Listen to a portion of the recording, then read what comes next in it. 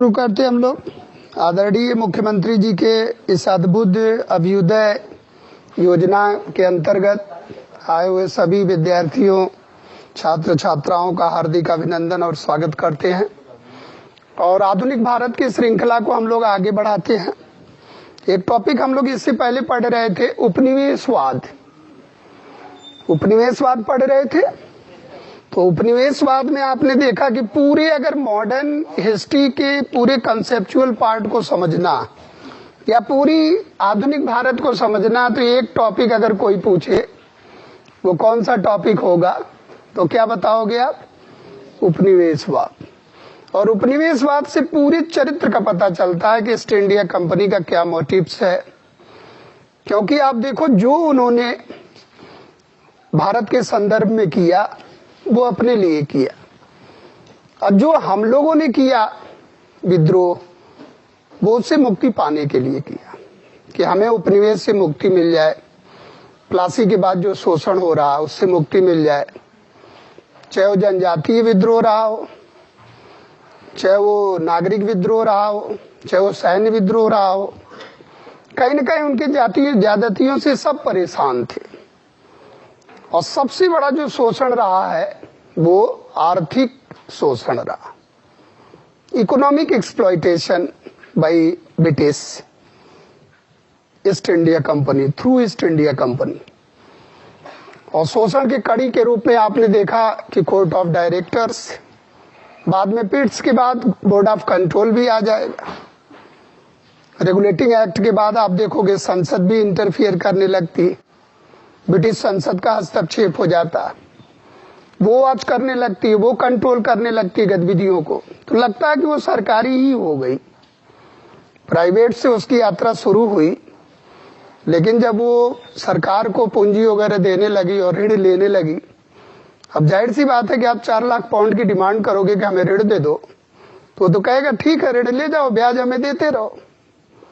तो सरकार ने कहा कि भाई ठीक है, 4% वार्षिक ब्याज की दर से आप ब्याज दो, अदायगी करो, ऋण हम लो। 4 लाख क्या, 10 लाख पाउंड लो। लेकिन अब हम आपके लिए क्या है, रेगुलेटिंग एक्ट लगाएंगे। वहां से रेगुलेटिंग आता है, वो हम लोग करेंगे। जब उसका विकास पढ़ेंगे तो उसको सिस्टमेटिक समझेंगे। जब तक आपकी समझ नहीं विकसित होगी ना, मजा नहीं आएगा पढ़ते समय। अगर एक समझ विकसित हो गई ना, तो एक बच्चा भी समझ जाएगा कि क्या है ईस्ट इंडिया कंपनी का पर्पज क्या है। तो आधुनिक भारत बहुत ही इजी इतिहास है, क्योंकि एक तरफ कंपनी है और एक तरफ हम भारत के लोग, बस और कुछ समझना ही नहीं। हम जो कर रहे हैं वो अत्याचार से मुक्ति के लिए कर रहे हैं, वो जो कर रहा है वो चाह रहा हमारा उपनिवेश बरकरार रहे। क्योंकि जाने अनजाने में अमेरिका छूट गया, 1776 में ही छूट गया। तो वो चाहेगा कि कहीं भारत तो नहीं हाथ से निकल जाएगा। तो एक अच्छा मार्केट, एक अच्छा कच्चा माल का स्रोत हमारा चला जाएगा। तो आप बहुत बेहतरीन समझ रहे होंगे इस टॉपिक को, और एनसीईआरटी में बहुत बेहतरीन दिया ये टॉपिक, और प्लस हमारे वीडियोस में भी है। अच्छी तरह से इसको पढ़ो ताकि आपका मेंस का जो आंसर राइटिंग, क्योंकि 1750 के बाद मेंस शुरू हो जाता है, 18वीं सदी के मिड से मेंस शुरू हो जाएगा।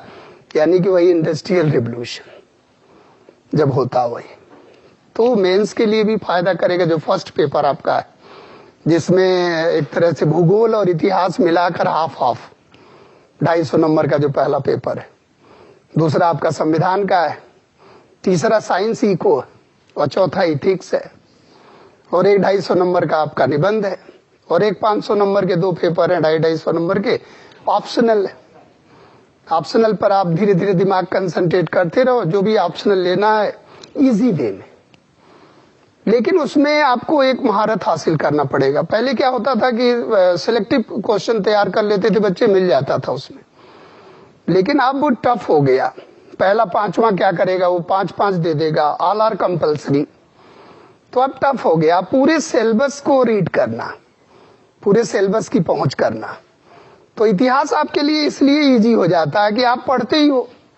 जैसे मॉडर्न का पार्ट पढ़ रहे हो, पोस्ट मॉडर्न आप पढ़ते हो, जैसे पंचवर्षीय योजनाएं वगैरह, शीत युद्ध वगैरह, ये तो आप भी पढ़ते हो।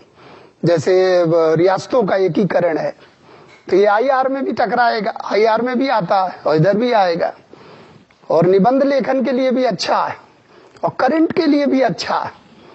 तो ये एक ऐसा पार्ट है कि आपको हर जगह मदद करेगा। और इथिक्स के लिए तो बहुत अच्छा है। जैसे जैन पढ़ा आपने, बौद्ध पढ़ा, यही आप चल के आगे इथिक्स में पढ़ोगे। जैसे सुकरात की इथिक्स क्या है, प्लेटो की इथिक्स क्या है, ये सब इथिक्स में पढ़ोगे, आप केस लॉज में पढ़ोगे।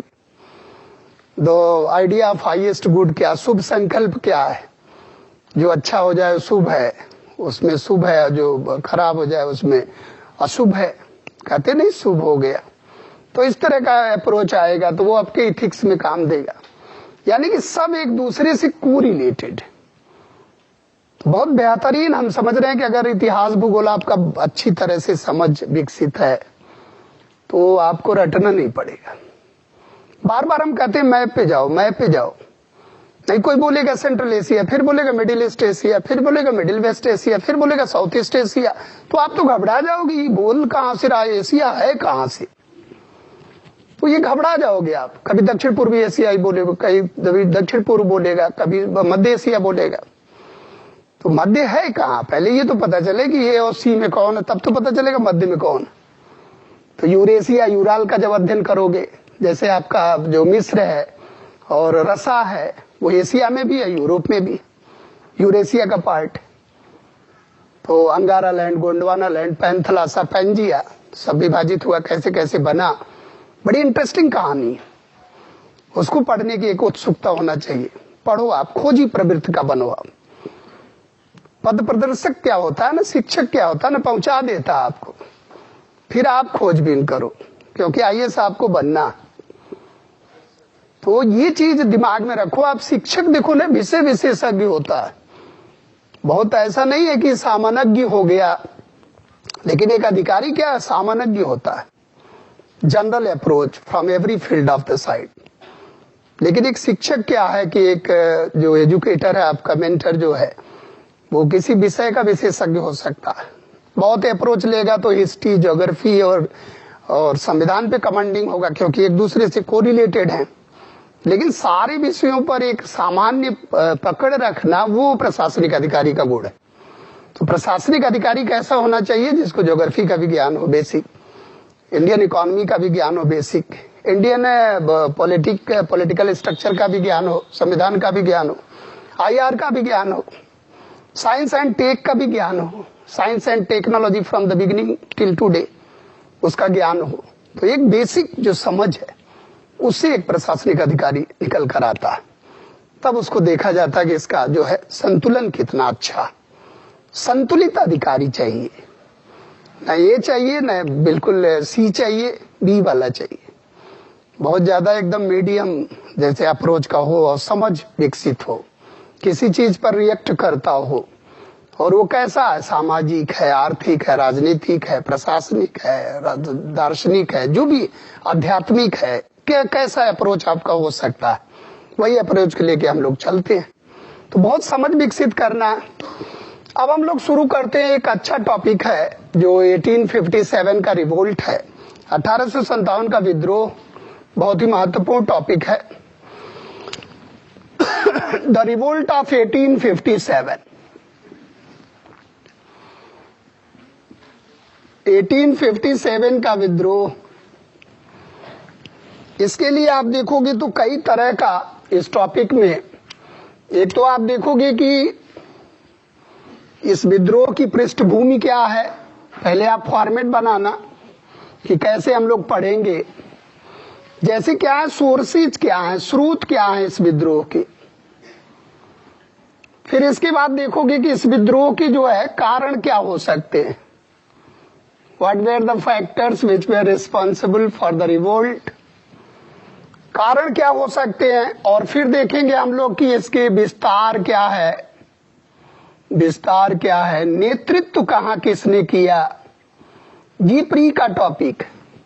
एक्सटेंशन क्या है, कहां तक ये असंतोष रहा, मिडिल इंडिया है, कि ईस्टर्न इंडिया है कि वेस्टर्न इंडिया है कि साउथर्न इंडिया है कि नॉर्दर्न ईस्टर्न इंडिया है ज्यादा। मैप रीडिंग में करके देखोगे आप, मेरठ में हुआ, बैरकपुर में हुआ, तो इसका मतलब बंगाल का पोर्शन है। इसका मतलब ईस्टर्न और नॉर्दर्न ज्यादा, ईस्टर्न और बढ़िया मैप बनाया है एनसीईआरटी में। उसको आप बनाओ और बना लेना और इंडिया का मैप बना के उसको देखना कहाँ कहाँ किस किस सेंटर में। और आधुनिक में अगर आप देखोगे तो शोध अनुसंधान हो रहा कि एक बीडी दिवेकर की किताब है जिसमें लिखा गया है कि साउथ में भी है, लेकिन साउथ में कम इतिहासकार इसको मानते हैं। जैसे आपका केरला साइड है और दक्कन में है, महाराष्ट्र साइड है, जैसे सतारा वगैरह में है। सतारा में भी लोग नाराज थे, जाहिर सी बात है, नाराज है तो विद्रोह के रूप में निकलेगा वो, रिएक्शन के रूप में निकलेगा वो, चाहे वो एक तरह से सिविल रिएक्शन हो, मिलिट्री रिएक्शन हो, ट्राइबल रिएक्शन हो, पीजेंट्स रिएक्शन हो। तो ये वाला बड़ा महत्वपूर्ण टॉपिक है प्री कन्वेंस। वैसे तो ये टॉपिक प्री कन्वेंस टाइप का, लेकिन मिसलेनियस में काम देगा, डायरेक्ट नहीं आएगा कि बरेली में किसने नेतृत्व किया। दिस इज वेरी इजी, जोड़कर आएगा कि निम्नलिखित में से नेतृत्व करता और विद्रोह सेंटर के अगर सुमेलित किया जाए तो कौन सुमेलित नहीं, ऐसे करके आएगा, कुछ सत्य असत्य करके आएगा। 1857 के विद्रोह के स्वरूप के बारे में असत्य कथन की पहचान करो, that is the nature of civil services. अपने लेवल को कभी नहीं भूलना कि हमारा लेवल क्या। अन्य परीक्षाओं में आप देखोगे आसानी से पूछ लेगा कि कहाँ किसने नेतृत्व किया, किसने दबाया, विद्रोह का दमन को किसने किया, बस हो गया प्री। लेकिन हमें ये देखना है कि विद्रोह हुआ तो क्यों हुआ और क्यों इसी समय इतना बड़ा हुआ, क्योंकि दो नीतियां क्रॉस हो चुकी है, मर्केंटाइल और इंडस्ट्रियल। हमेशा बार बार जब कोई टॉपिक आपके सामने आए तो आप देखो कि किस फेज में है वो। अब वित्तीय चरण की तैयारी कर रहे हैं अंग्रेज, यानी कि अभूतपूर्व मात्रा में पूंजी आ गई है, लगाएंगे कहां। इसका मतलब अब बीजे विस्तार नहीं करेंगे, अब पूंजी निवेश करेंगे। लेकिन वो पूंजी निवेश करेंगे कैसे, अपनी आवश्यकता के, अपने हित को ध्यान में रखते हुए। हो गया फिर। तो उपनिवेशवाद का नेचर क्या है, एक्सप्लॉइट करो इसको अपने हित साधना के लिए, अपने स्वार्थ सिद्धि के लिए। अगर कोई साम्राज्यवादी देश किसी देश का शोषण कर रहा है तो इसका मतलब वो अपने उपनिवेश को मेंटेन रखना चाहता है, लेकिन कब तक करेगा। कहा जाता है ना कि excess of everything is bad. शोषण कब तक कर लेगा, कभी ना कभी तो रिएक्शन होगा, वही रिएक्शन है। और ज्यादा करेगा तो ज्यादा रिएक्शन के रूप में होगा, दैट इज रिवोल्यूशनरी आइडियाज, क्रांतिकारी विचार आएंगे। नहीं तो क्रांति का तो जन्म आप देखिए कि क्रांति का जो हम लोग कंसेप्ट पढ़े थे बहुत जैन में पढ़े थे। ढेर सारी क्रांतियां दुनिया ने देखा कि ये कितने प्रकार की क्रांतियां हुई जब हमारे यहाँ इतिहास की शुरुआत हुई।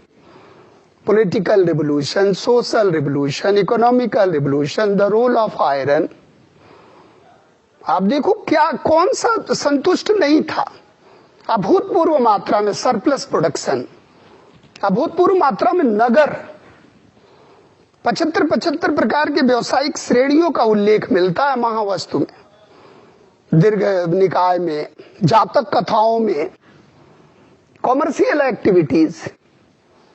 इसका मतलब कि कॉमर्शियल एक्टिविटीज को प्रोटेक्शन दिया जा रहा है और अभूतपूर्व वृद्धि हो रही है।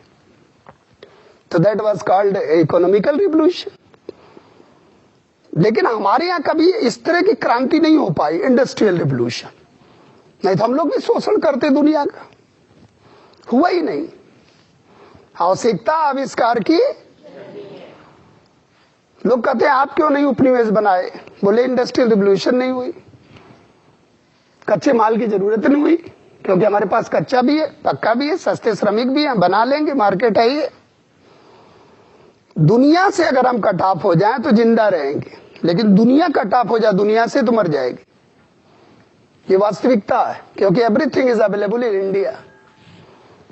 बस उसका दोहन कर ले हम प्रॉपरली, उसी के लिए हम लेते हैं। किसी से क्रायोजेनिक लेते हैं तो फिर बना लेते हैं, फिर सेल्फ हो जाते हैं।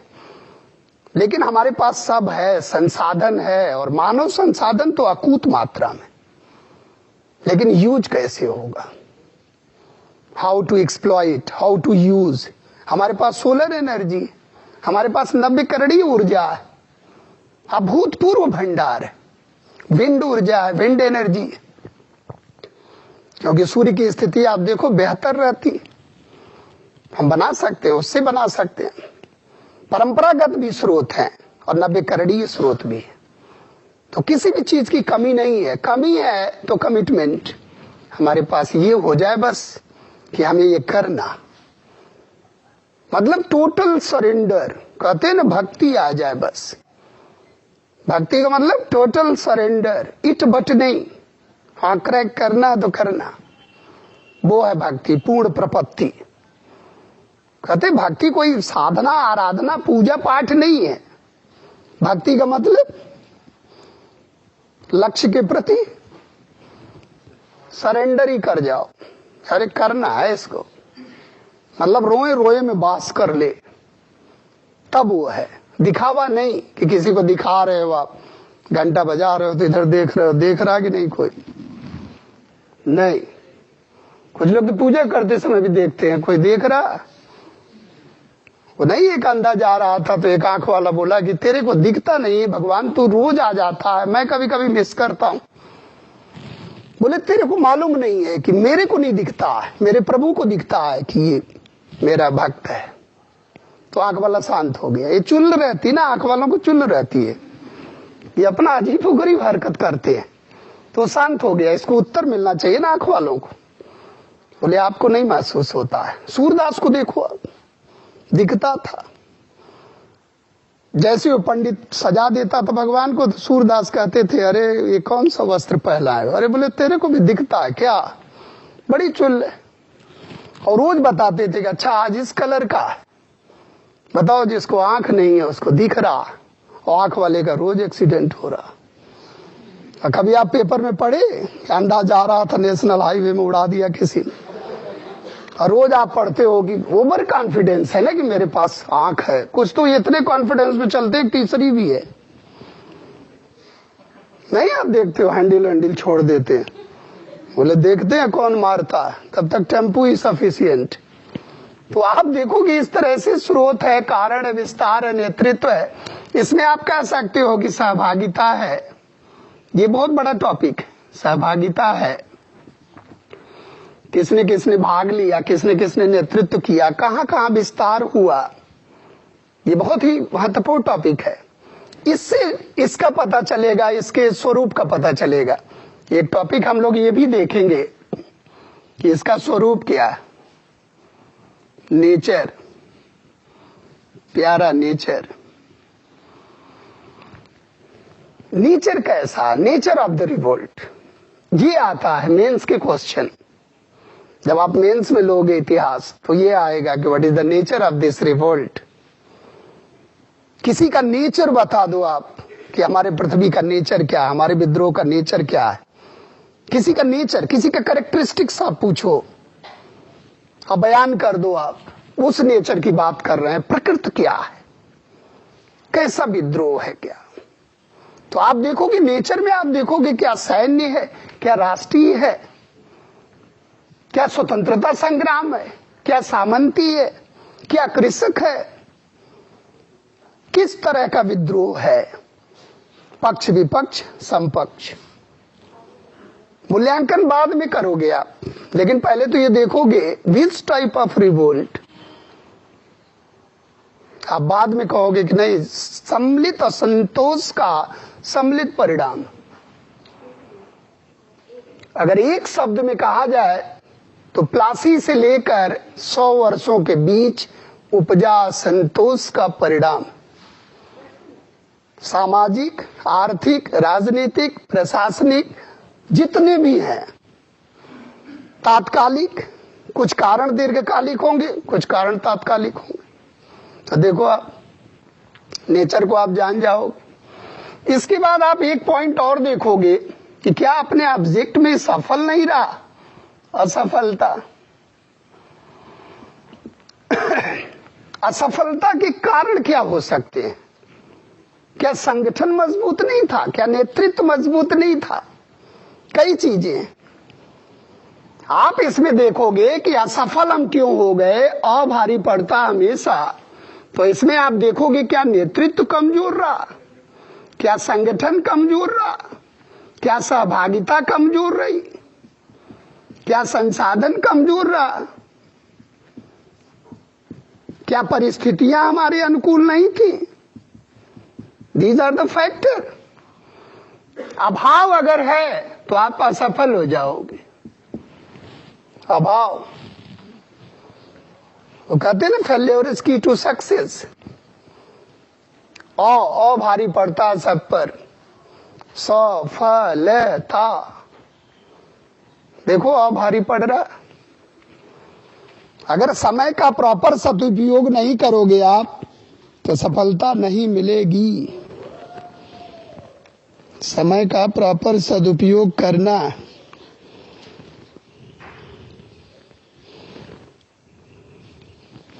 हेलो, हाँ हाँ नमस्ते बेटा। ये कह रहे हैं ना कि शाम को आज क्लास है, देख लेना, अगर आ जाना तो। नहीं वहां पर है तो 6 से 8 लेंगे, आ जाना आप, खाली रह। हाँ आज स्टार्ट करेंगे। ठीक है, ठीक है।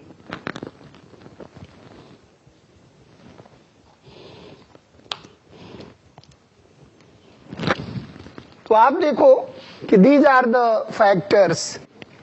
लीडरशिप, केंद्रीय नेतृत्व, क्षेत्रीय नेतृत्व हमारा दमदार था कि अंग्रेजों का दमदार था। क्योंकि अगर लक्ष्य प्राप्ति में आप विफल हो तो यू आर फेलियर। लाख आप कोशिशें करते रहो, लाख आप बहाना मारते रहो, लाख आप कहो कि मैं राष्ट्रवादी हूं, ये क्या दिख रहा? अगर आप असफल हैं तो राष्ट्रवादी नहीं। यही अंग्रेज कह रहा तो कुछ लोगों को मिर्ची लग रही।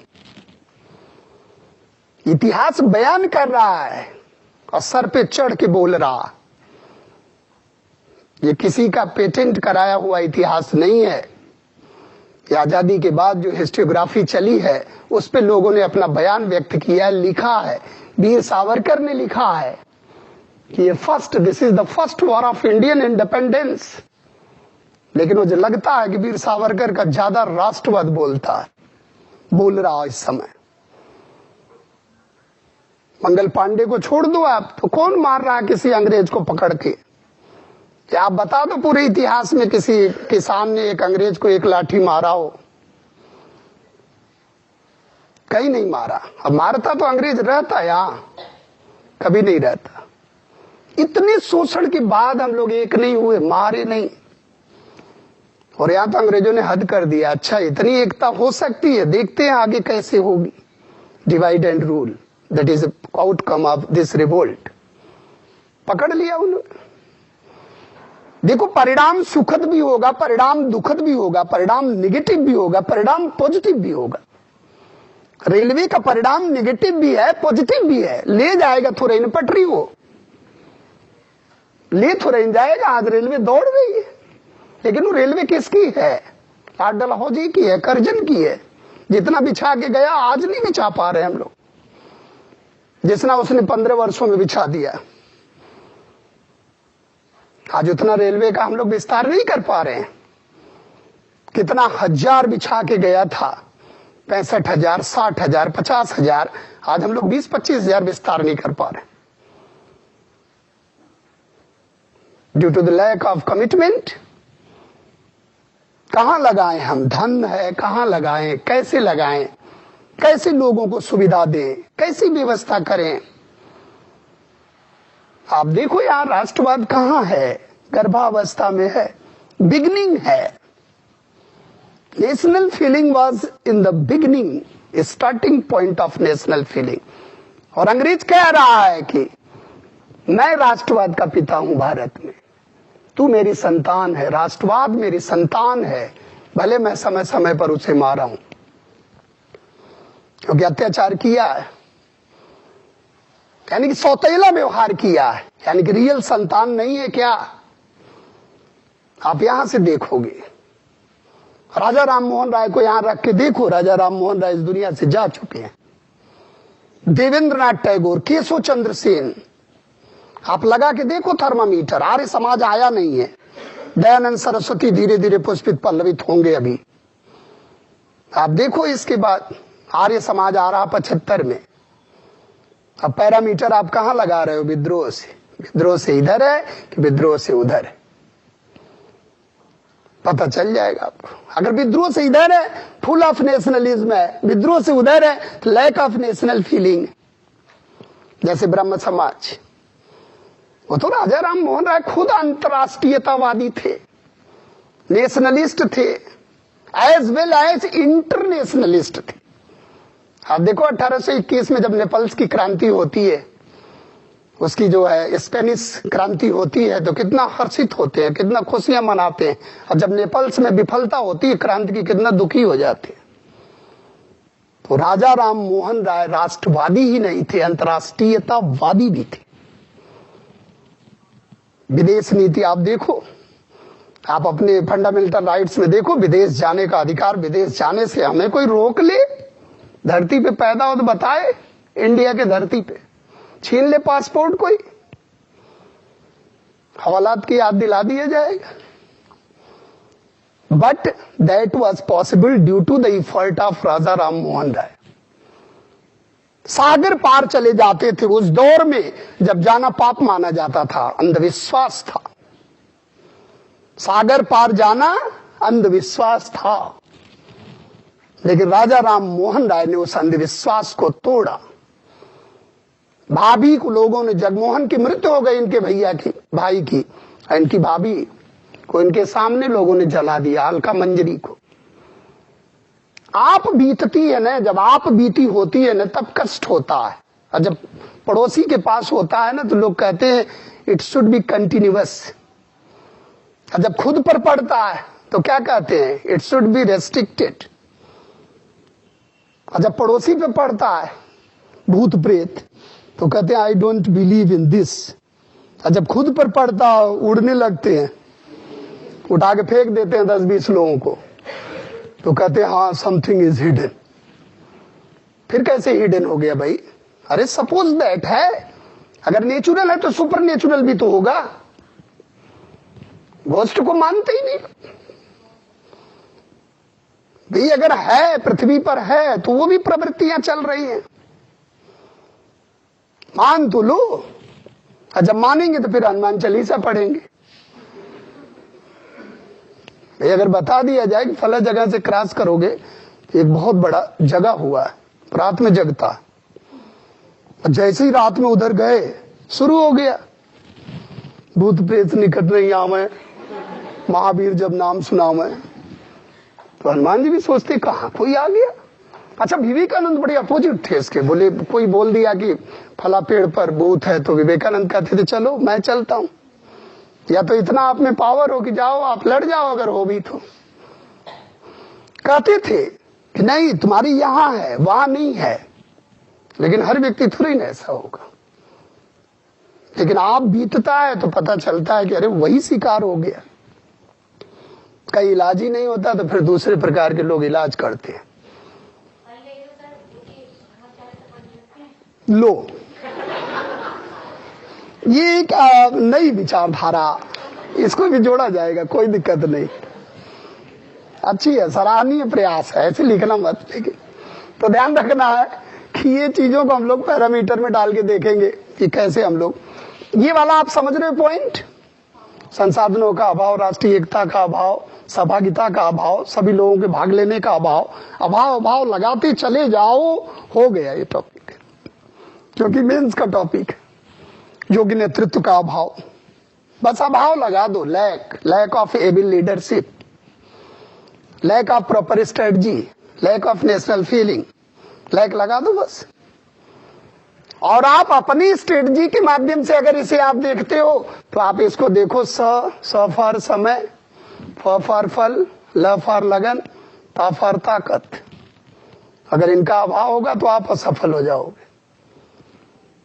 जैसे आज के बच्चों के पास क्या समय नहीं है।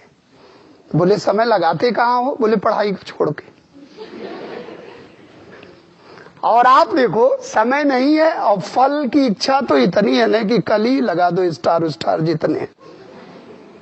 फल तो समझ लो, गीता में कहा गया ना, डोंट वरी फॉर फल, fruits don't care for fruits. बोले अरे वही तो याद आता, फल की बड़ी तीव्र इच्छा। देखो फल तो सोते समय भी कभी देख लेते हैं कि वो डीएम की गाड़ी है, उसमें हम बैठे हैं और कोई दरवाजा खोल रहा है, और जैसे ही नींद खुली हो सामान्य चारपाई, घर देखे तो बोले अरे कुछ भी नहीं है। तब शंकर याद आए कि अरे स्वप्न, अच्छा स्वप्न की सत्ता होती भी है नहीं भी होती। तो देखो आप, और ल ये तो बहुत ही जबरदस्त है। ल मतलब लगन, लगन कहीं और लगी, वो गाना नहीं आता लगन लगी, ये भी गया काम से। और ता का मतलब ताकत, ताकत लगती ही नहीं पढ़ाई पर। आप सवेरे जगा के देखो, आजमा लो कलयुग वाले बच्चों को, सुबह 3 बजे जाओ उनके पास, 4 बजे उठ जाओ, इस समय जो पढ़ोगे सब याद हो जाएगा। अरे बोले ताकत नहीं, उठाए आप गिर गए बिस्तर पे, क्योंकि उस समय लड़ाई किसमें चलती है? आलस्य और सक्रियता। और आजकल तो आलस्य सब पे भारी है। अच्छा कुछ इतने, मतलब क्या कहा जाए उनको, कायर कहा जाए कि क्या कहा जाए, रजाई ओढ़ लेते हैं और गार्जियन उलटता है पेज, किसी को बैठा लेंगे भाई वही को, बोले आप पेज पलटते रहो, हम आईएएस बन जाएंगे तो आपका उद्धार कर देंगे। अरे वो लग ही रहा है कि क्या उद्धार कर देगा, जो पेज नहीं पलट पा रहा तो अपने आराम से। और जहां रजाई गरमाई हो गया। तो ये चीज ध्यान रखना है कि अगर इन सब चीजों का अभाव रहेगा तो अपने लक्ष्य की प्राप्ति में आप सफल नहीं हो पाओगे। अच्छा बताओ, इनका लक्ष्य क्या था? कि उपनिवेशवाद से मुक्ति मिल जाए, शोषण जो हो रहा है इससे मुक्ति मिल जाए। लेकिन क्या वो मिली? क्या और ज्यादा हो गया? और ज्यादा हो गया। अकाल पड़े, अकाल तो छोड़ो आप, ये जो वायसराय आते थे खुद में अकाल, एक तो भगवान नाराज और एक वो आते थे तो आग उगलते थे, जैसे कोई बोल दे तो आग ही लग जाए। तो उसे आप देखो, उसको देखो आप, ये लॉर्ड लीटन को आप देखो, डफरिन को देखो, कर्जन को देखो आप, ये आग लगाने वाले थे। ये वायसराय भी वैसे ही आए। और ऐसे समय में हमारे यहाँ उत्पन्न हुआ कौन? हमारे यहाँ पैदा हुआ कौन? क्रांतिकारी। ऐसा थोड़ी ना क्रांतिकारी पहले से नहीं था, हर समय था। लेकिन आपने कहीं पूरे इंटायर हिस्ट्री में नहीं पढ़ा कि क्रांतिकारी आंदोलन की जरूरत हुई। इसका मतलब भारत में उपनिवेशवाद कहीं इतना ज्यादा एक्सेस नहीं हो गया था शोषण का। तो पहले दौर में इसका मतलब कम शोषण है, दूसरे में थोड़ा ज्यादा है, और तीसरे में सबसे ज्यादा। तब वहां पैदा हो रहे हैं कौन? उग्र राष्ट्रवादी और क्रांतिकारी।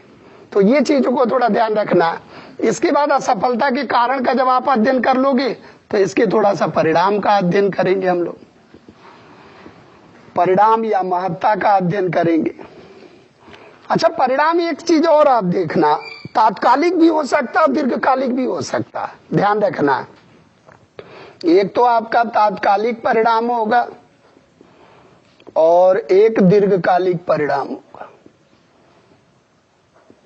एक इमीडिएट होगा और एक फ्यूचर में आएगा, दीर्घकालिक होगा। उसी तरह से कारण भी क्या होगा? कारण भी 2 आयाम में होगा, एक दीर्घकालिक, लेकिन यहां उलट जाएगा। कारण कैसा होगा? एक तो दीर्घकालिक होगा, यहां सिस्टम उलट जाएगा। और एक क्या होगा? ये पूछा जाता है आपसे, कारण क्या है? इस विद्रोह का तात्कालिक कारण क्या है? तब चर्बी वाला युक्त कारतूस लगाना। और इस विद्रोह का मुख्य कारण आ गया तो एक्सप्लॉयटेशन, आर्थिक शोषण की नीतियां, अंग्रेजों के द्वारा दिया गया जो रेवेन्यू कलेक्टिंग का मेथड है, 80% टैक्स वसूलने की जो अभिलाषा है इनकी, 80% तो आप टैक्स देखो अलाउद्दीन खिलजी ने लेता था, लेकिन लगाता तो यही था, सवाल ये नहीं है। और उसके बाद चराई घराई कर भी लगाता था।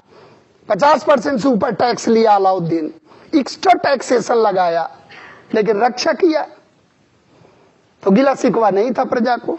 ये ठीक है, उपनिवेश तो नहीं है, ऐसे समझाना, उपनिवेश तो नहीं है, लेकिन यहां उपनिवेश है, क्योंकि राजा रानी शासन खुद नहीं कर रहे हैं, किसी से करवा रहे हैं, तो किसी को भेज रहे हैं अपना मीडिएटर प्रतिनिधि बना के कि तू जा ये करके आना, चाहे कुछ भी हो जाए।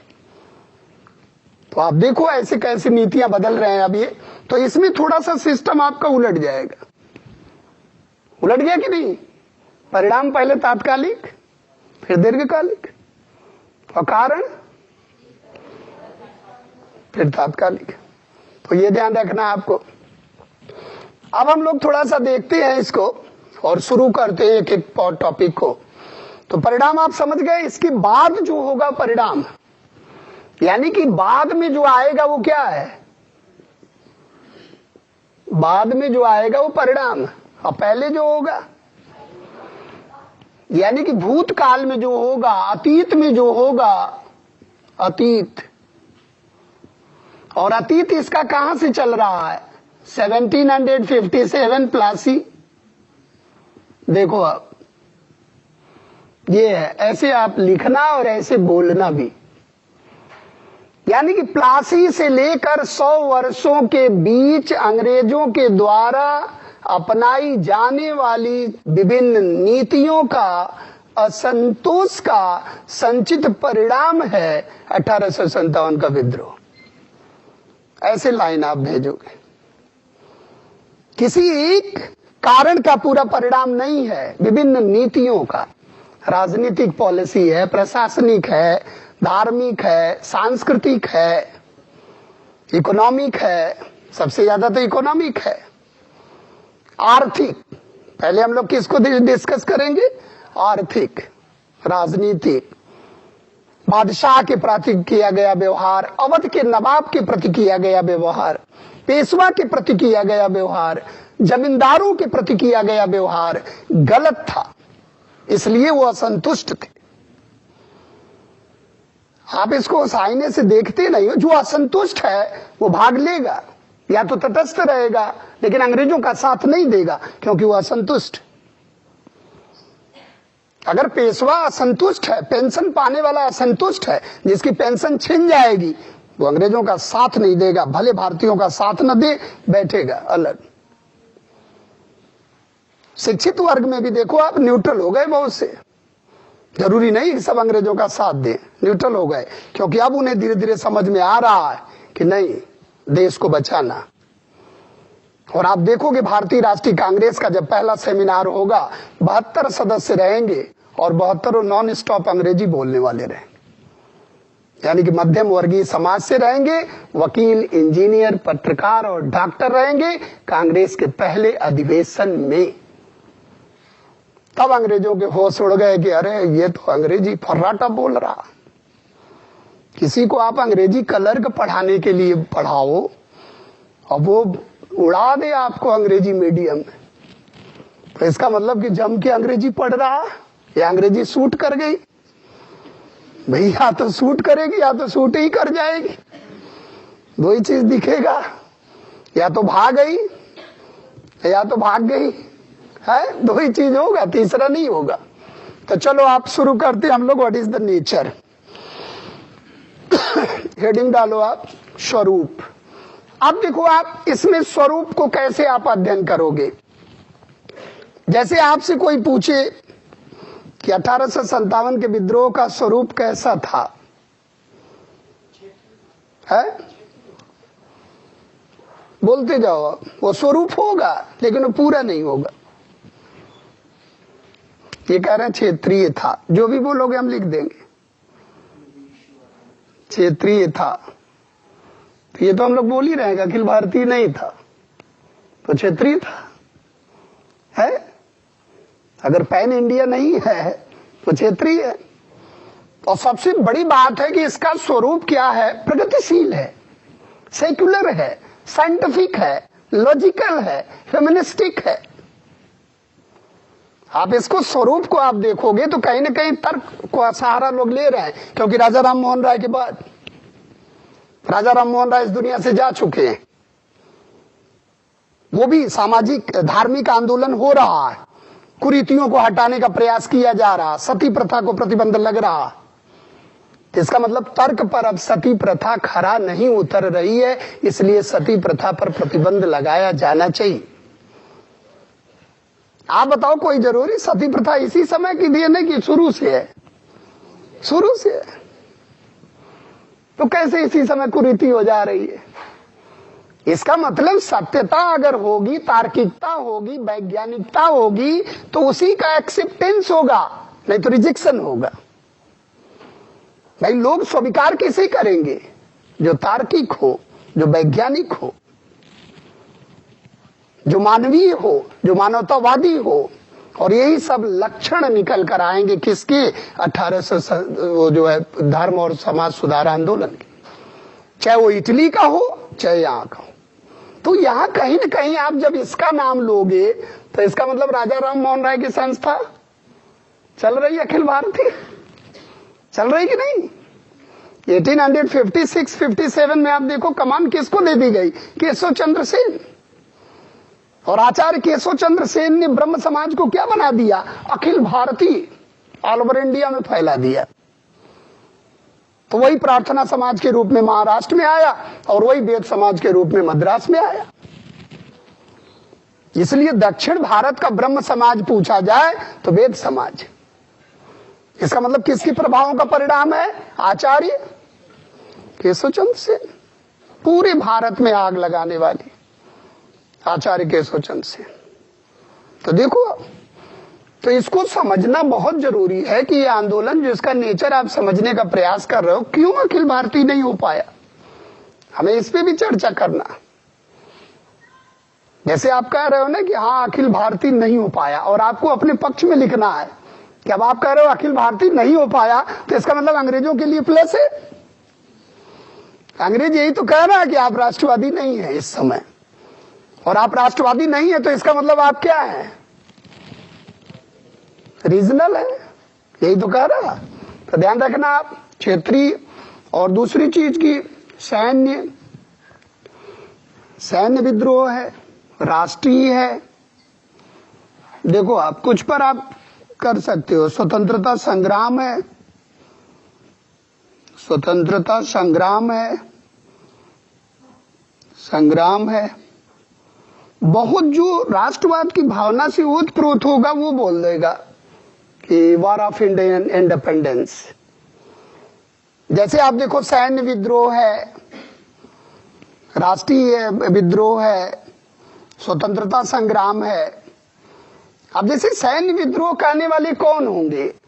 अंग्रेज होंगे, ब्रिटिश इतिहासकार, जो कहेंगे क्या, अरे सेना का व्यवहार, सेना के प्रति थोड़ा सा ब्रिटिश हुकूमत का व्यवहार गलत रहा होगा, तो वो अपने हक हिस्से के लिए लड़ गए होंगे, तो it was merely military revolt. इसका एक नेचर निकल के आया क्या? It was a military revolt, it was a regional revolt, but it can never be totally accepted. लिखते समय इसको एक्सेप्ट नहीं करना, लेकिन ट्रिक लगाते समय तो समझना ही है कि क्या है क्या नहीं है। अब आप समझ रहे होंगे स्वरूप कहां कहां टच कर रहे हैं हम लोग, कि सैन्य है कि नहीं, राष्ट्रीय है कि नहीं, क्षेत्रीय है कि नहीं। ये विश्लेषणात्मक है, और प्री में भी आता, क्योंकि प्री में सत्य आएगा और मेंस में उसी को लिख देना। प्री मेंस की कोई लड़ाई अलग थोड़ी ना है, सच्चाई का बयान वहां भी करना, सच्चाई का बयान यहां भी करना। लेकिन आप इतिहासकार नहीं हो, आप ठहरे विद्यार्थी, तो आप अपना बीज तो लिखोगे नहीं कि मैं एक विद्यार्थी का हैसियत से ये कहता हूं कि ऐसा हो जाना चाहिए। भाई हम लोग ठहरे सामान्य। जब इतिहासकार का विशेष शोध है और वो लिख रहा है, तो उस बात में दम होगी। तो ये चीज हमें ध्यान में रखना है कि ये समर्थन कौन कर रहा है। तो आप देखोगे सर्जन सीले और लॉरेंस आउट्रेम, ये सब अंग्रेज होंगे। ये पूछा जाएगा आपसे कि किस विचारधारा का किसने समर्थन किया, तो सर जॉन सीले और लॉरेंस कहते हैं कि it was a military reaction. सही है, सैन्य विद्रोह से शुरू हुआ, ये तो जग जाहिर है। सैन्य मेरठ में असंतोष हो गया, बैरकपुर में हो गया, मंगल पांडे ने उड़ा दिया अपने अधिकारियों को, ये तो दुनिया को दिख रहा कि it was started with a military reaction. सेना है तो हो गई। और सबसे मजे की बात है कि सैन्य अनुपात भी बड़ा जबरदस्त है। मजे की बात है कि अगर सैन्य अनुपात देखो आप, तो सामान्य रूप से अगर आप इसका पूरा अध्ययन करो तो इस विद्रोह से पहले का अगर आप देखोगे तो कहीं कहीं तो 7:1 मिलेगा, और इससे पहले आप देखोगे तो 6, और यहां आप देखोगे तो 7:10। इसके बाद इन्होंने बदल दिया, बोले ये गड़बड़ लग रहा, 1 यानी कि 2:1। देखो आप कैसे बदल दिया, 3:1। जो ज्यादा दिखे वो भारतीय सैनिक, ध्यान रखना। और 5 तो कन्फर्म ही है कि अगर सामान्य रूप से देखा जाए तो 5 भारतीय सैनिकों पर 1 अंग्रेज सैनिक। बड़ी विडंबना है कि अगर उसको पकड़ के कहीं ले जाके मारते न तो वो नहीं दिखता, क्योंकि वर्दीधारी किसान है अपने सैनिक, वेदनाएं हैं। मान लो ठीक है पापा के साथ हुआ या किसी के साथ हुआ हो तो तुम किसान ही, लेकिन हमारे यहाँ कहा जाता है कि नहीं, रोजी रोटी हम इसकी खा रहे हैं तो थोड़ा सा इसका, वो तो अवध का अगर उस तरह का वो किया नहीं होता तो आप देखते सेना उसी के साथ थी, हमारे साथ नहीं है सेना। वो तो अवध के सैनिक आ गए ना, क्योंकि कुशासन के आधार पर हड़प लिया लॉर्ड डलहौजी ने, समझ रहे हो कि नहीं। लॉर्ड डलहौजी ने 1856 में कुशासन लगा के अवध को कर लिया, अवध के सैनिक और सारे सैनिक वर्दीधारी किसान।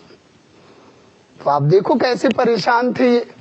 तो ये चीज ध्यान रखना है कि ये अनुपात अगर आप देखोगे ठीक विद्रोह के समय बढ़ा, और फिर इसका परिणाम क्या निकला कि सैन्य पुनर्गठन कर दिया अंग्रेजों ने। बोले बंगाल में तो 2:1 रखो, लेकिन मद्रास बंबई में 2:3 भी चल जाएगा। ये क्या है, परिणाम है कि क्या है? क्या है परिणाम? क्या है? देखो कैसे आप ढूंढोगे,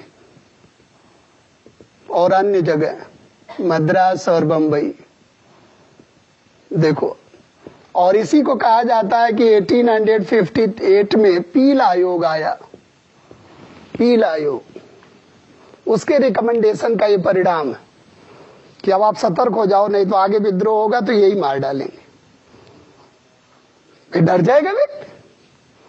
आप सोचो अगर इतने अनुपात हैं भारतीय और यूरोपीय सैनिकों के, तो ये तो लग रहा अपने पक्ष में है। इसका मतलब डिट्टो दिख रहा है कि राष्ट्रवाद, डिट्टो दिख रहा है कि राष्ट्रवाद सोया हुआ है, शुरुआती दौर में है। तो ध्यान रखना आप, क्योंकि आपको प्रूफ करना पड़ेगा, बोलना नहीं पड़ेगा, प्रूफ वेरिफिकेशन वेरीफाई करना पड़ेगा कि जो हम कह रहे हैं किस आधार पर कह रहे हैं, नहीं तो नहीं कर पाओगे आप। तो ध्यान रखना, आउटरम को लिख सकते हो, यहाँ सीले है, लॉरेंस है, आउटरम है। और एक अगर आप देखो कि भारतीय कौन है यहाँ, तो सर सैयद अहमद खां, सैयद अहमद खां, अहमद खां वही अलीगढ़ आंदोलन वाले। सर सैयद अहमद खां को आप देखोगे तो इस ग्रुप में है, वो भी कहते हैं कि हाँ एक सैन्य विद्रोह है। सर सैयद अहमद खान ने किताब लिखा कॉजेज ऑफ इंडियन म्यूटनी, क्योंकि बिजनौर में सदर अमीन के पद पर थे, बिजनौर में अब सरकारी सेवा में थे, तो जाहिर सी बात है हल्के में लिखेंगे, राष्ट्रीय आंदोलन तो बोलना ही देंगे। तो इसके साथ जो है एक दुर्गादास बंदोपाध्याय करके हैं और सर सैयद अहमद खां, भारतीय वाले भी इस ग्रुप में।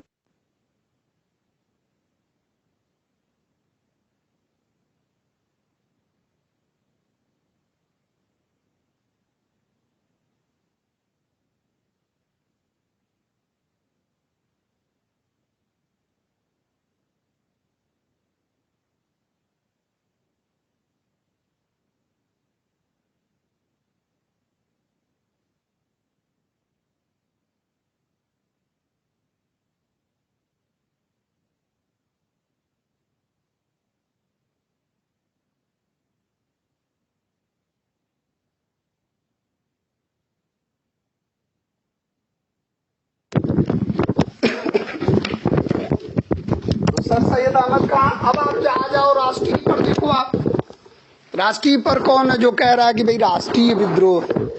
एक हमारे यहाँ Ashok Mehta the great rebellion पुस्तक उन्होंने लिखा है, पुस्तकों के बारे में भी थोड़ा सा ध्यान रखना। द ग्रेट रिबेलियन भाई अशोक मेहता, अशोक मेहता ने भी लिखा है कि it was the national revolt, यानी कि राष्ट्रीय विद्रोह था।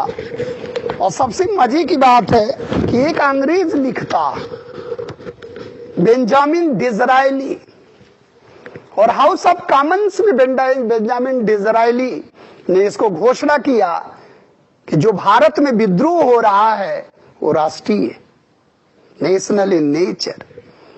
भले सटायर में लिखा हो, जैसे लिखा हो, विपक्ष में रहा हो सकता हो कैसे लिख दिया हो, क्योंकि उस समय प्रधानमंत्री तो पामर स्टोन थे। लेकिन बेंजामिन डिज़रायली ने लिखा, हाउस ऑफ कॉमन्स में भाषण देते समय इसको कहा है कि it was a national revolt. That is remarkable. तो आप लिख लेना कि बेंजामिन डिज़रायली ने भी इसे राष्ट्रीय विद्रोह घोषित किया। It is a matter of surprising. एक अंग्रेज कह रहा कि राष्ट्रीय है, इसका मतलब महसूस कर रहा है कि उसको भगाया गया। और आप देखो लॉर्ड कैनिंग के कथन को देखो आप, अगर इसको पुष्ट करना है तो लॉर्ड कैनिंग ने क्या कहा, बोरिया बिस्तर बंध जाएगी अगर सिंधिया शामिल हो गया तो। और जनरल बख्त खान ने क्या किया, बरेली से जाकर, पीलीभीत के सैन्य कमांडर बरेली से गए, मेरठ गए, दिल्ली गए, और 4 महीने तक नींद हराम कर दी अंग्रेजों की, यानी कि 4 महीने तक दिल्ली विद्रोहियों के कब्जे में थी। इसका मतलब राष्ट्रवाद है, लेकिन राष्ट्रवाद केवल दिल्ली में दिख रहा, एक रूपता नहीं है, एक दूसरे में कम्युनिकेशन नहीं है। वो हाईली कम्युनिकेटेड है, हम नहीं है। बहादुर शाह की बात कोई सुन नहीं रहा, 80 वर्ष की बेचारे अवस्था में क्या नेतृत्व करेंगे। लेकिन हम लोगों ने कहा कि आप अंतिम चिराग हो, आप ही को करना पड़ेगा। हाँ समझ लो, आप ही करोगे। तो कर लिए बेचारे, अब शेर व शायरी करने वाले वो 75-80।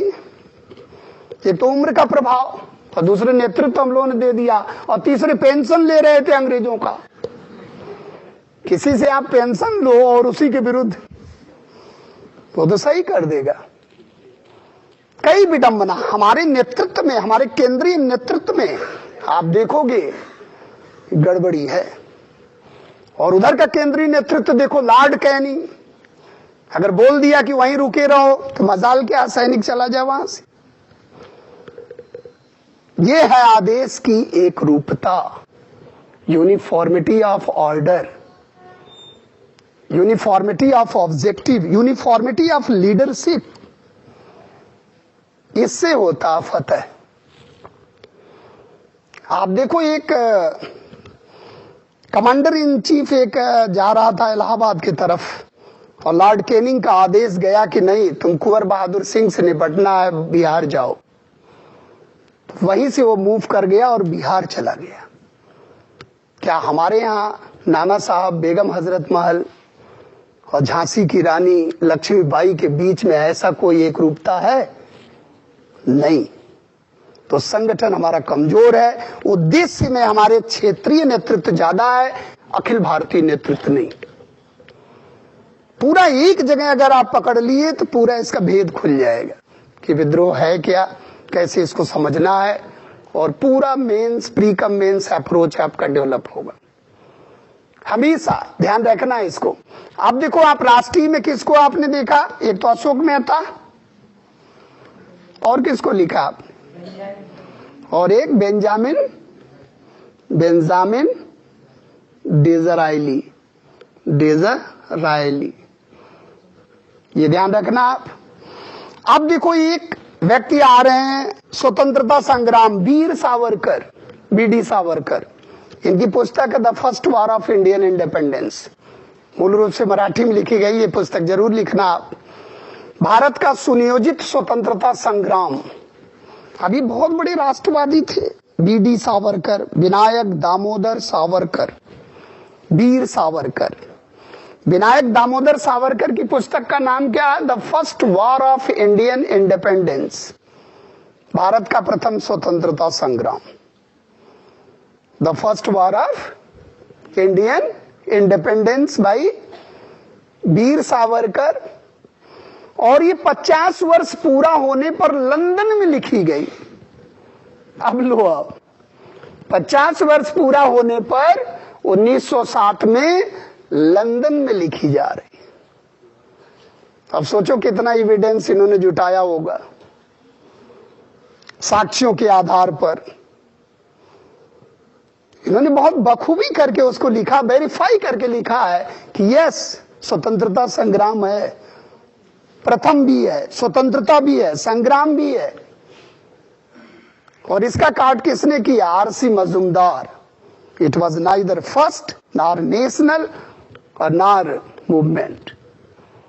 आरसी मजूमदार ने काट ही कर दिया पूरी किताब ही। अपना जो किताब लिखा उन्होंने 10 सिपाही में उठनी करके, पूरा उसने लिखा है कि यह न प्रथम था, न राष्ट्रीय था और न स्वतंत्रता संग्राम। वही तो देख रहे हैं हम लोग क्या था। इतने जल्दी समझ में आ जाएगा क्या था? है? नहीं समझा जा सकता। यही तो हम लोग समझ रहे हैं क्या था, और लोग अपने अपने उसमें कह रहे हैं कि भाई हमारे अनुसार ये, हमारे अनुसार ये।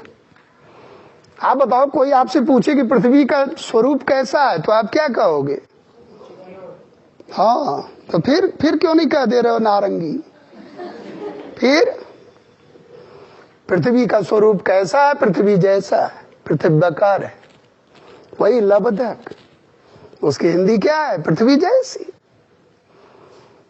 अब मैगेलन जब नहीं बता पाया, क्योंकि हमारी पृथ्वी माता ऐसे थोड़ी ना कि देख लिया हाँ पृथ्वी का स्वरूप ऐसे है। वो तो वही हालत हो गई कार्तिकेय गणेश। वो बोले ना राउंड करके आओ, तो कार्तिकेय बेचारे थोड़े से कम लॉजिकल थे। अच्छा, गणेश जी बड़े हाई लॉजिकल है, टेक्निकल व्यक्ति हैं। वही राउंड करके आ गए। बोले आ गए? बोले अरे गए कब तुम? बोले आप ही हो, तुमेव माता, तुमेव पिता, सब कुछ हो। आप ही पृथ्वी हो, आप ही आकाश हो। बोले वो कहाँ गया? बोले वो आ रहा होगा, स्पीड में ना जाए उसको, स्पीड में ना जाए। मयूर कार्तिकेय वो घूम कर आए। बोले अच्छा, हम तो ऐसे ही प्रेजेंस ऑफ माइंड चेक कर रहे थे तो तू चले गए। तो कभी कभी प्रेजेंस ऑफ माइंड भी चेक होता आपका और आप उसमें खरा नहीं उतरते हो। तो ये चीज ध्यान रखना है कि आप यहां पर एक चीज देखो कि ये बीडी सावरकर या वीर सावरकर इसके बारे में कह रहे हैं। बीडी सावरकर कह रहे हैं कि ये प्रथम स्वतंत्रता संग्राम है और सुनियोजित भी है। प्रथम स्वतंत्रता संग्राम। लेकिन आरसी मजूमदार कह रहे हैं प्रथम हो ही नहीं सकता, क्योंकि प्लासी से चल रहा। ये टिप्पणी आती है, टिप्पणी आती मेंस में लिखने के लिए 1.25 पेज 1.5 पेज, क्योंकि मेंस भी चल रहा। प्री मेंस सब धीरे धीरे लिखने की आदत आ जाएगी आपको। लिखना सबसे टफ है लेकिन सबसे महत्वपूर्ण पार्ट। तो आप देखो कि इसको आप देखोगे तो काट कर देंगे, और इसके बाद आप ढेर सारा लिख सकते हो। क्या जनजातीय है, क्या सामंती है, क्या कृषक है, क्या करके लिख डालो, स्वरूप में आ जाएगा। क्या सामंती है, क्या जनजातीय है, क्या कृषक है, क्या किसानों ने भाग लिया, किधर थे या किसी तरफ नहीं थे। जिसका पलड़ा भारी होगा उसका स्वरूप हो जाएगा। लेकिन 90% तो हो। जैसे आप कहते हो केरला फुल्ली लिटरेट, ऐसा थोड़ी ना 100% है। हाँ, 90% से प्लस होगा तो उसको हम लोग फुल्ली कह देते हैं।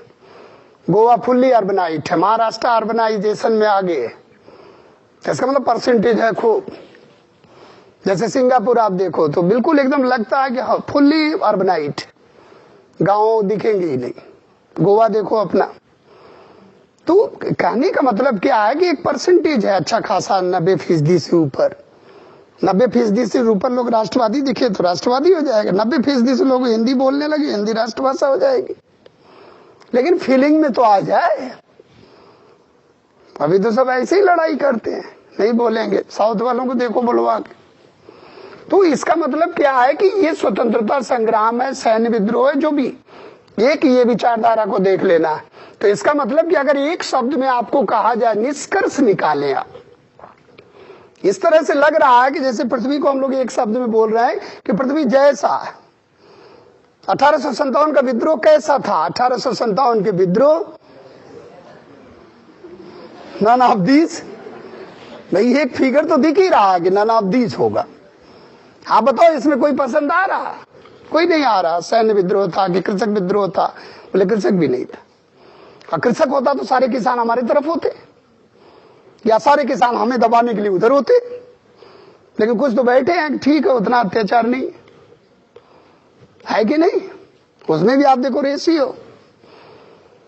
ट्राइबल कहोगे आप तो कह रहे हो कि नहीं, ट्राइबल अभी संथाल विद्रोह हुआ है। इससे पहले 55-56 में सिद्धू कानू के नेतृत्व में संथाल परगना में बहुत बड़ा विद्रोह हुआ, संथाल विद्रोह। वो कभी कभी आता है कि 1857 के पूर्व संध्या पर कौन सा विद्रोह हुआ, तो ट्राइबल रिवोल्ट हुआ। तो इसका मतलब कि प्लासी से लेकर अनेक प्रकार के विद्रोह अनेक क्षेत्रों में हर वर्ष हो रहा, और एक दशक में एक बड़ा विद्रोह हो रहा, जिसमें सबसे बड़ा विद्रोह कौन था? आप सुमित सरकार की किताब पढ़ो, 400 विद्रोह दिए। आईएएस में क्वेश्चन आता है, इसलिए पता ही नहीं चलता कि कौन सा विद्रोह आया। बोले सफायर, बोले ये भी है क्या? बोले नायकड़, बोले हाथी खेड़ा, अरे बोले ये भी विद्रोह। और आप एक पढ़ के मस्त हो जाते हो, अरे मैंने तो पढ़ लिया विद्रोह। बोले विद्रोह पढ़ा ही नहीं, अंश में पढ़ा। इसीलिए सुमेलित करने के लिए आता है ना, रंपा विद्रोह, चंचू विद्रोह, हो विद्रोह, सफायर विद्रोह, नायकड़ विद्रोह, ऐसे विद्रोह आता। आप देखो कभी कभी आता है मिसलेनियस में आता है क्वेश्चन, आपकी बार भी आया था, एक उधर से आया था वो जनजाति की तरफ से, तो उसको मिला के देता है कि ये किस एरिया में हुआ था, कहाँ हुआ था, प्रभाव क्षेत्र कहाँ था, एका आंदोलन, बहुत से किसान विद्रोह होंगे। और जब ILO आ जाएगा, इंटरनेशनल लेबर ऑर्गेनाइजेशन, प्रथम जो है विश्व युद्ध के बाद, तो आप देखोगे ढेर सारे working class movement, peasant movement, फिर तो आईटक आ जाएगा, इंटक आ जाएगा, आरटप आ जाएगा, ढेर सारे ट्रेड यूनियन कांग्रेस के आ जाएंगे। तो एक चीज ये ध्यान रखना कि नेचर में आप यही कह सकते हो कि 100 वर्षों के मध्य अंग्रेजों के द्वारा अपनाई गई विभिन्न नीतियों का, असंतोष का संचित सम्मिलित परिणाम, जो इतने बड़े महासंग्राम के रूप में उभरा। यानी कि सारे वर्ग के लोग थे, कम या ज्यादा। अब ऐसा तो नहीं कहोगे, कोई एक होता तो ठीक है, उसी के नाम से बोल देते कि हाँ इसी की मोनोपोली है। तो ये चीज ध्यान रखना। इसके बाद थोड़ा सा आप लिख लो, स्रोत में, स्रोत हेडिंग डालो आप कि सोर्सेज क्या है आपके पास। स्रोत का मतलब पुस्तकें क्या है रिलेटेड। तो कुछ पुस्तक तो आपने अभी देखा, एक पुस्तक आपने लिखा the great rebellion, Ashok Mehta की पुस्तक अभी लिखा ना आपने, the great rebellion Ashok Mehta. एक मोहित सेन की पुस्तक है इंडियन रिवोल्यूशन, लिख लो आप, मोहित सेन की पुस्तक है द इंडियन रिवोल्यूशन करके, मोहित सेन इंडियन रिवोल्यूशन करके है, मोहित सेन की पुस्तक है। और सर सैयद अहमद खान की पुस्तक है, जान ही रहे हो आप, the causes of Indian mutiny, भारतीय विप्लव के कारण, कारण पर इन्होंने विस्तार से लिखा, और इन्होंने सैन्य विद्रोह कहा। तो लिख लो आप, अलीगढ़ आंदोलन के प्रणेता सर सैयद अहमद खान की एक पुस्तक है आसबाबे बगावते हिंद, आसबाब ए बगावते हिंद, आसबाब डैश दे के टेक लगा के लिखना है, बगावत, आसबाबे बगावती Hind, the causes of Indian mutiny. ये बिजनौर में सदर अमीन के पद पर थे, अंग्रेजी दफ्तर में नौकरी करते थे सर सैयद अहमद खान, ध्यान रखना इनको। वही अलीगढ़ आंदोलन, अलीगढ़ एंग्लो, जो बाद में अलीगढ़ यूनिवर्सिटी बनती है, उसका बेस न्यू डालने वाले कौन थे? सर सैयद अहमद खान। 1875 के आसपास, ध्यान रखना। तो सर सैयद अहमद खां अलीगढ़ आंदोलन के प्रेरणा, जो मुस्लिम वर्ग में पाश्चात्य शिक्षा को जगाने वाले, कि पाश्चात्य शिक्षा के बिना आपका कल्याण नहीं होगा। गाजीपुर में आप देखोगे साइंटिफिक सोसाइटी की स्थापना करने वाले पहले शुभचिंतक, यानी कि मुस्लिम समाज के पहले पुनरुद्धारक, अलीगढ़ आंदोलन के प्रेरणा सर सैयद अहमद खां। तो ध्यान रखना है, इनको भी याद रखना है। एक पुस्तक है डॉक्टर एसएन सेन की, एक पुस्तक है, इसको ध्यान रखना, एसएन सेन। सुरेंद्र नाथ सेन की एक पुस्तक है जिसका टाइटल है, ये वाला टाइटल याद रखना, शब्दों में नहीं लिखना, बस ऐसे ही, 1857। ये सुरेंद्र नाथ सेन की किताब है, सरकारी पुस्तक। ये सरकार के कहने पे लिखी गई। पहले सरकार ने तैयार कराया किसको? आरसी मजूमदार को। अनबन हो गया क्योंकि उल्टा पलटा लिख दिए। बोले न प्रथम था न राष्ट्रीय आंदोलन, तो सरकार ने कहा हटाओ इनको समझ में नहीं आ रहा क्या था। तो पहली बार अगर सरकार किसी को पकड़ेगी तो कौन व्यक्ति है? आरसी मजूमदार। ऐसे क्वेश्चन लेगा, मोड ले लेगा, क्योंकि प्री में कहीं से किसी एंगल से आ सकता। तो अनबन हो गई तो फिर इनको हटा दिया सरकार ने। फिर पकड़ा किसको? Doctor SN Sen. तो सुरेंद्रनाथ सेन ने लिखा है, 1857 करके लिखा है, तो ध्यान रखना है। सरकारी पुस्तक है ये, 1857 में सरकारी पुस्तक लिखी गई डॉक्टर एसएन सेन के द्वारा। और इसके बाद आप देखोगे अगर इसी को आप शब्दों में कर दिए, कैसे? 1857 का विद्रोह, द रिवोल्ट ऑफ 1857 टाइटल, तो मौलाना की किताब है, मौलाना अबुल कलाम आजाद। अब देखो कैसे चेंज हो गया। तो आप देखो कि अगर इसी को आप शब्दों में लिख दिए, टाइटल कि 1857 की पुस्तक किसकी है? मौलाना अबुल कलाम आजाद की पुस्तक। मौलाना, हाँ, कांग्रेस के सक्रिय लीडर थे मौलाना जी अबुल कलाम आजाद, और सबसे ज्यादा बार कांग्रेस के अध्यक्ष रहे। ताबड़तोड़ आप देखो मौलाना अबुल कलाम आजाद। तो ध्यान रखना है, एसएन सेन की पुस्तक है, मौलाना अबुल कलाम आजाद की पुस्तक है, और वीर सावरकर की लिख लिए the first war of Indian independence. तो बहुत ज्यादा पुस्तक पूछता नहीं है, लेकिन कभी अगर इस तरह आएगा तो सरकारी पुस्तक जरूर याद रखना। इस तरह से पूछेगा कि इसको तैयार किया गया किसके लिए। फिर आ जाओ नेक्स्ट, अब आओ आप कारण पर आओ। What were the factors which where responsible for the revolt? कारण देखो क्या हो सकता है इस विद्रोह के लिए, कारण क्या है? तो कारण पर अगर आओगे तो एक हमने कहा क्या, दीर्घकालिक कारण और एक तात्कालिक कारण। कारण क्या हो सकता है? कारण को अगर आप देखो तो एक दीर्घकालिक कारण के रूप में राजनीतिक कारण है, प्रशासनिक कारण, राजनीतिक कारण, और आर्थिक कारण है, बहुत बड़ा फैक्टर है। एक तो पॉलिटिकल फैक्टर है, इकोनॉमिकल फैक्टर है, सामाजिक व धार्मिक कारण। एक ही में करके लिख लोगे आप, क्योंकि बहुत ज्यादा अलग नहीं करना। और चर्बी युक्त कारतूस वाला प्रकरण, सैन्य कारण भी दे सकते हो आप, सेना हमारी असंतुष्ट हो गई थी। हाँ, सैन्य कारण नहीं, ये पहले चला आ रहा। चर्बी युक्त कारतूस वाला प्रकरण, ये तात्कालिक कारण। चर्बी युक्त कारतूस वाला प्रकरण ये दीर्घकालिक है, इसमें तात्कालिक भी होंगे, लेकिन ये वाला बर्निंग फैक्टर, अग्नि में घी का काम करेगा, ग्रीज्ड कार्टिजेस, जिसमें अफवाह फैला दिया गया कि गाय और सुअर की चर्बी लगी हुई है, दोनों का धर्म भ्रष्ट हो जाएगा। इसलिए इस तरह का फ्रैक्शन डालने का प्रयास किया गया, क्योंकि हिंदू मुस्लिम एकता का अद्भुत नजीर पेश कर रहा ये रिवोल्ट। तो अंग्रेजों के होश उड़ गए। आप देखोगे फैजाबाद में मौलवी अहमदुल्ला जिहाद छेड़ दिए, बरेली में खान बहादुर खां, जो मेन हमारे हीरो रहे बख्त खां, वो भी मुस्लिम समाज से। तो अंग्रेजों के तो होश उड़ गए कि अगर ये हिंदू मुस्लिम एकता रहेगी तो हम लग रहा 10 दिन के या 10 वर्ष के मेहमान है 2-4 वर्ष के, तो इसका मतलब कुछ न कुछ इनके विरुद्ध जारी करना पड़ेगा। और उसके बाद डिवाइड एंड रूल। फिर तो आप देखोगे कि आप इसके बाद का स्टेप पढ़ोगे न, और जब बंग भंग पढ़ोगे, जब मार्ले मिंटू सुधार पढ़ोगे, तब लग रहा है कि उसी का रिएक्शन।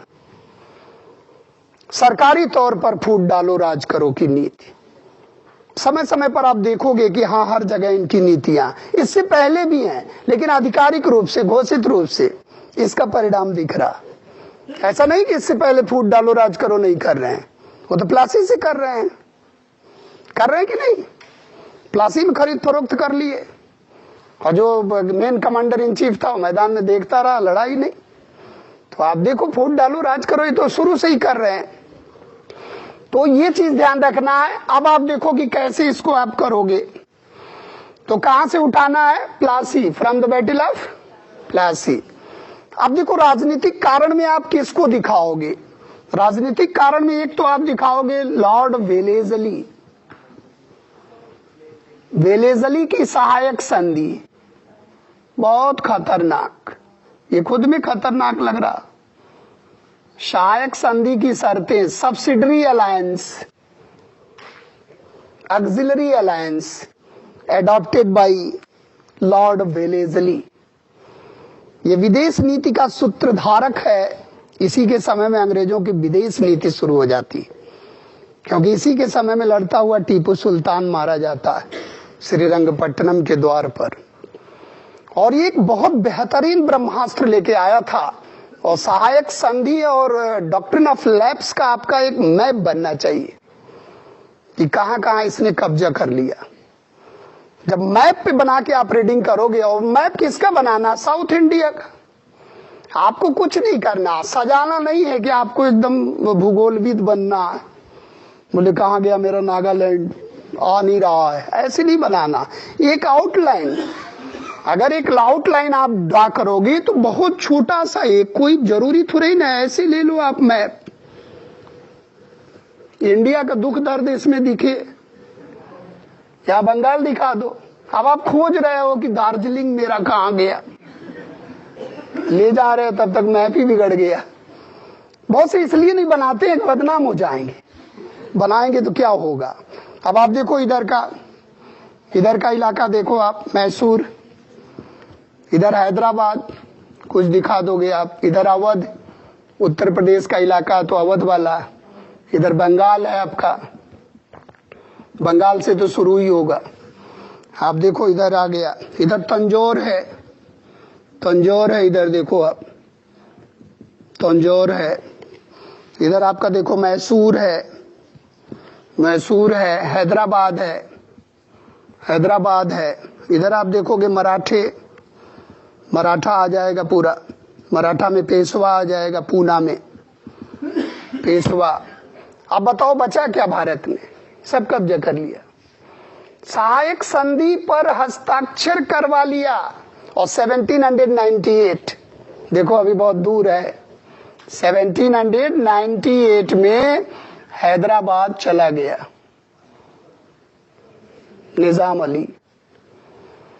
हैदराबाद के निजाम अली ने सहायक संधि पर हस्ताक्षर करके और अपनी जमीन भी उसको दे दिया और उसकी सेना रख लिया, अपनी सेना डिसॉल्व कर दिया। देखो अंग्रेज कितने खतरनाक हैं। कह रहे हैं अब आपको सेना रखने की जरूरत नहीं है। अब बताओ आपके पास 1857 के विद्रोह के समय में सेना ही नहीं, क्या लड़ोगे आप?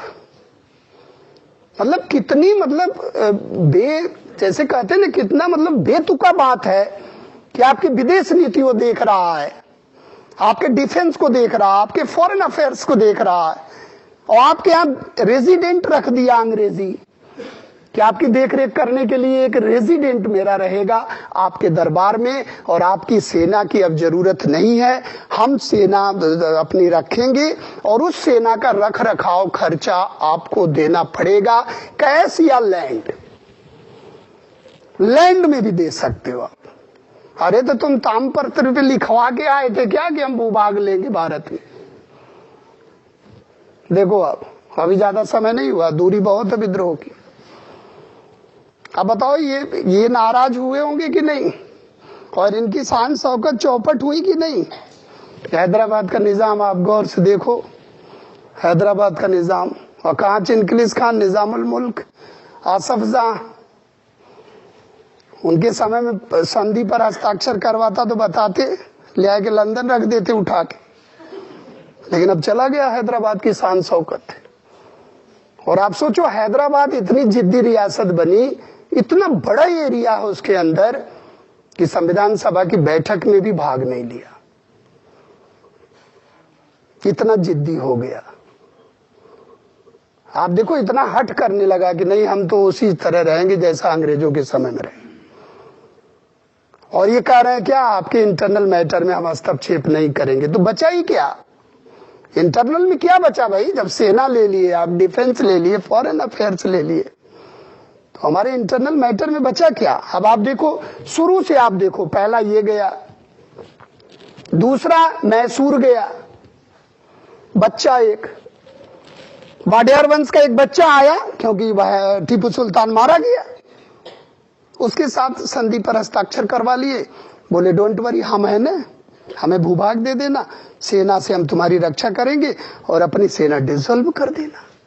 वही मैसूर देखो, ऐसे देखना, ऐसे मैप में अर्जुन की तरह आंखें लगा के आप देखोगे ना, मैप बना दोगे, केवल हो गया काम, सहायक संधि, और 2-4 पॉइंट लिख दिए।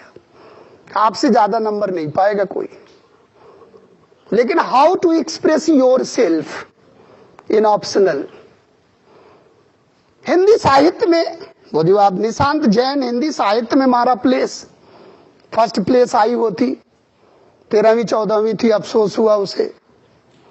आप कहते हैं हिंदी मीडियम में IAS नहीं बन सकता। अरे प्रकट कैसे कर रहा है अपने को, प्रस्तुत आप कैसे कर रहे हो बोर्ड की कॉपी में। ऐसी बच्चा बनाता मैप, हो गया बस, व्यवगत का सिद्धांत लिखा, मैप बनाया, सतारा दिखा दिया, उधर बगाड़ दिखा दिया, नागपुर झांसी दिखा दिया, वर्ष दिखा दिया, हो गया, छोटा सा मैप बनाया। इटली का एकीकरण आया, इटली का मैप बनाया, एकीकरण को ऐसे प्रकट कर रहा। ऐसी निगाहें आपकी अर्जुन की तरह रहनी चाहिए।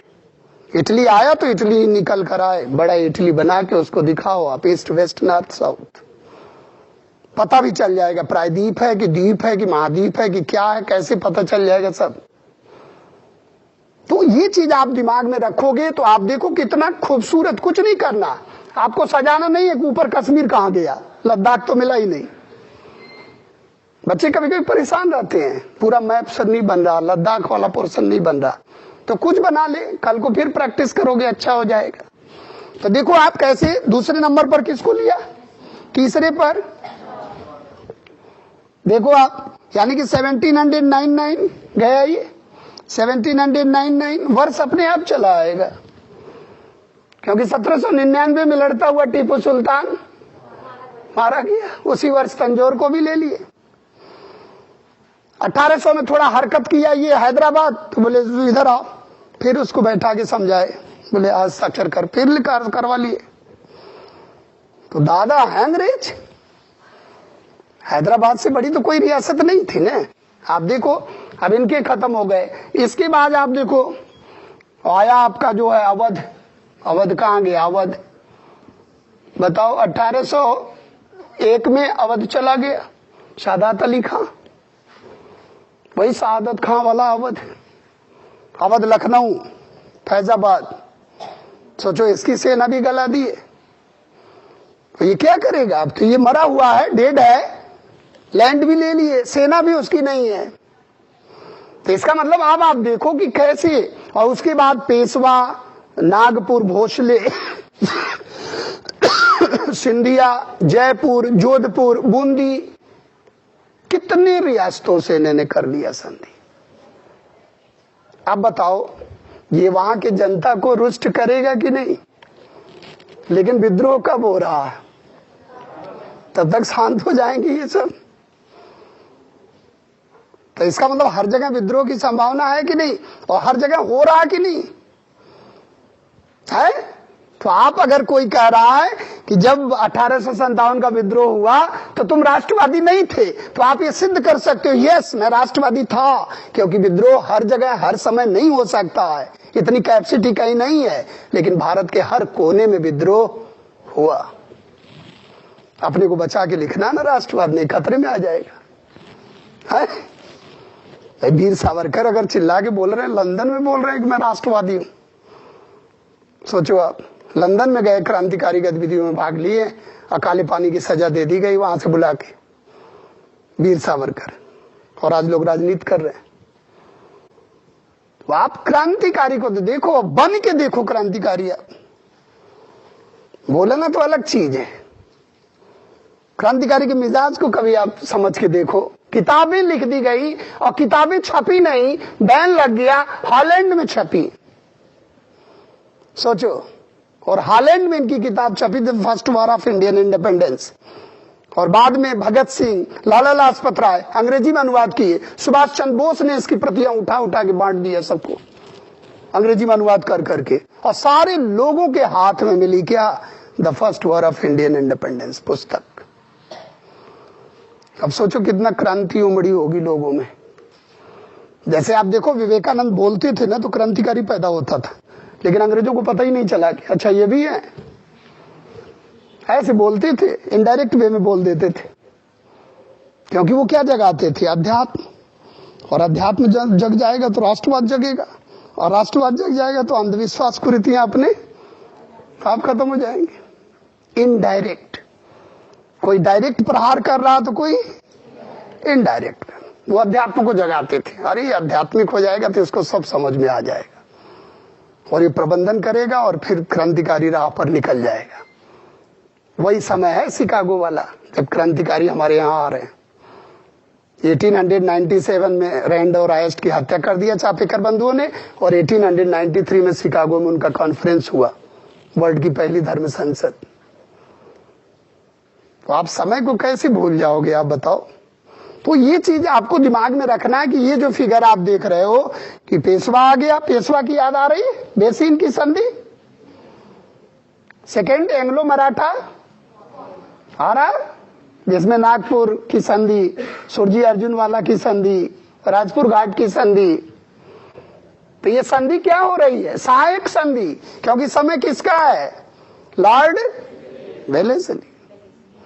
तो आप देखो, और इसके बाद एक तो इसको आप जिम्मेदार मानोगे, और दूसरा जो है हड़प नीति, इससे मिलो आप, ये तो उस्तादों का उस्ताद है। व्यपगत का सिद्धांत या डॉक्ट्रिन ऑफ लैप्स या गोद निषेध का सिद्धांत, इसको जो कह लो आप, गोद निषेध का सिद्धांत और हड़प नीति, और 1848 से लेकर 1853 तक नागपुर, झांसी, आप देखो झांसी, नागपुर, लास्ट में नागपुर आता है 53-54, और सतारा आता फर्स्ट में, सतारा महाराष्ट्र वाला। अब आप सोचो कि जो कुछ बचा खुचा रहा, दक्षिण भारत, मध्य भारत, उत्तर भारत, सब गोद निषेध का आधार बना के हड़प लिया। लैप्स, लैप्स आप अंग्रेजी में लिख के कभी लैप्स देखो, if your child is lapse everything is lapsed है। यदि आपका बच्चा दत्तक है तो आपको कुछ भी नहीं मिलेगा संपत्ति में, एवरीथिंग इज लैप्स। उसी को कहा जाता है कि गोद लिया हुआ बच्चा असली बच्चा नहीं माना जाएगा। आप बताओ कि ये कारण बनेगा कि नहीं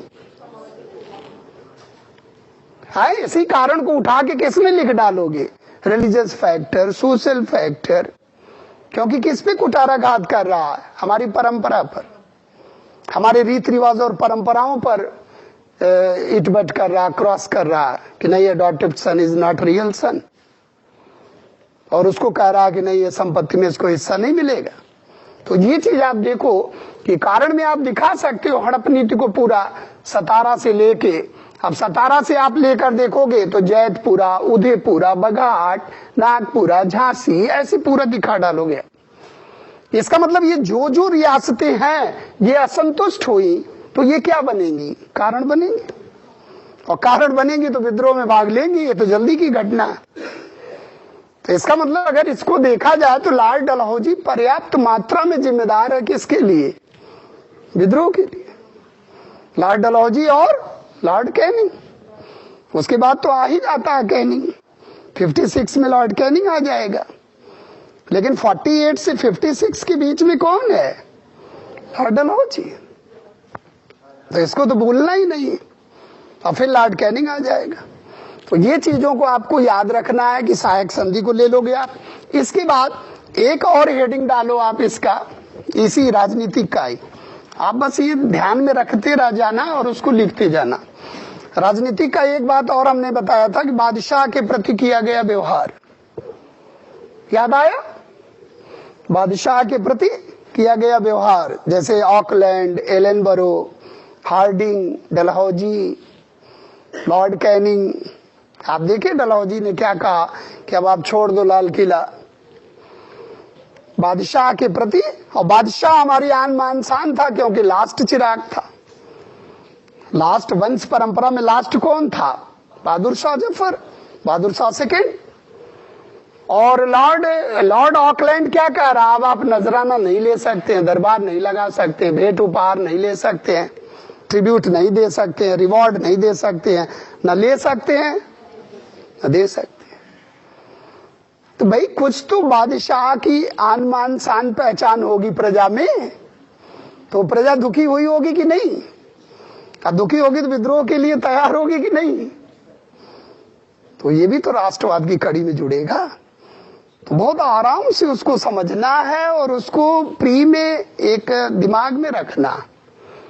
जरूरी नहीं है प्री यहां बहुत ज्यादा कंसंट्रेटेड नहीं, लेकिन प्री में मिसलेनियस जो है यहां से आ सकता है। आप देखे होंगे तो ऐसे डायरेक्ट प्रश्न नहीं आएगा 1857 के विद्रोह से, लेकिन मिसलेनियस बनाएगा तो आएगा। तो ये चीज क्लियर हो गया।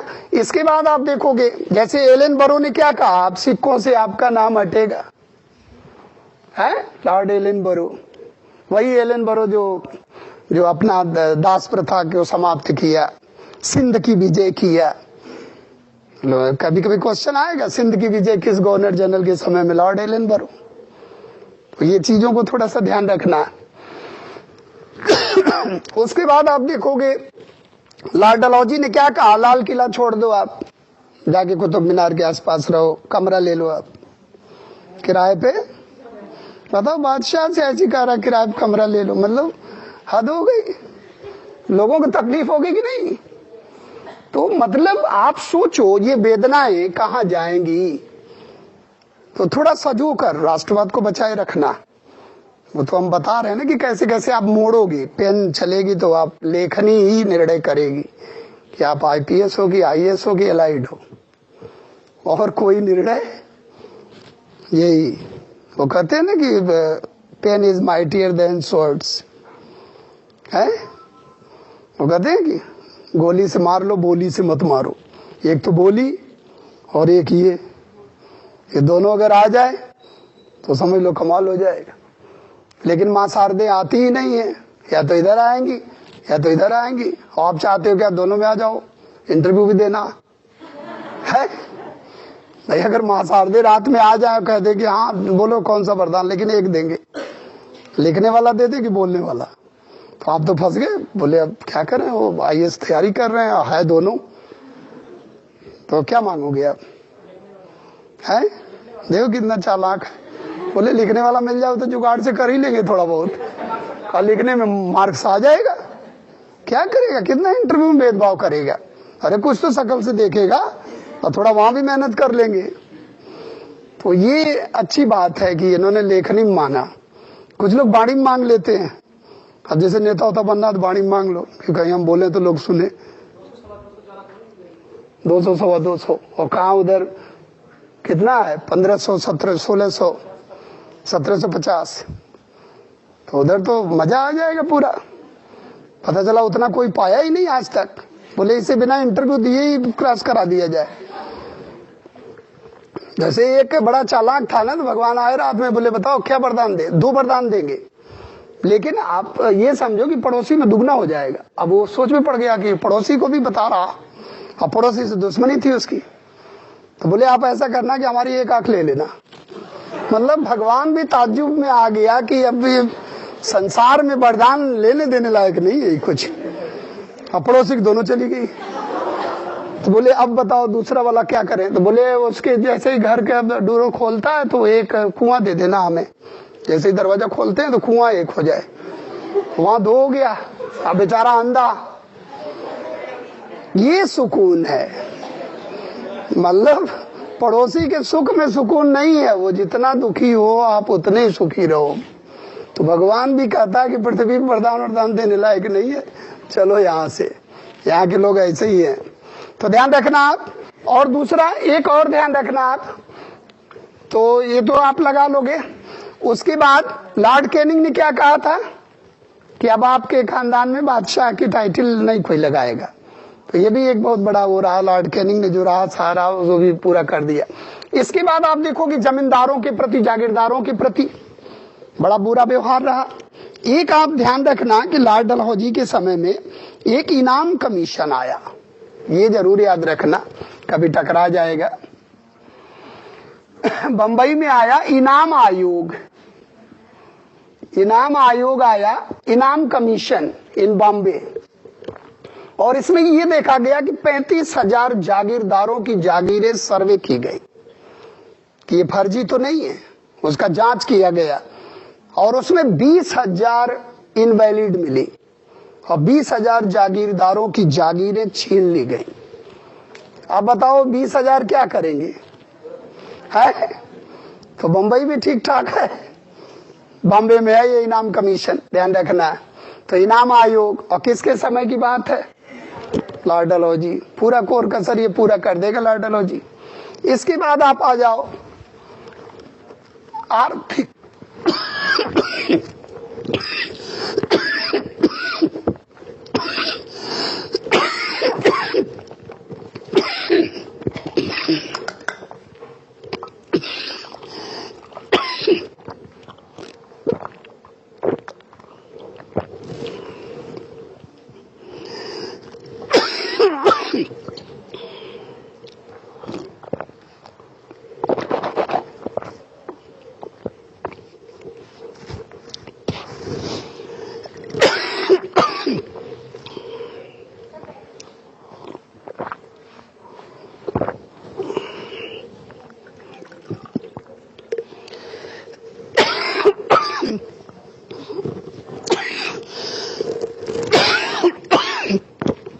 जैसे गला ने फंस रहा बहुत।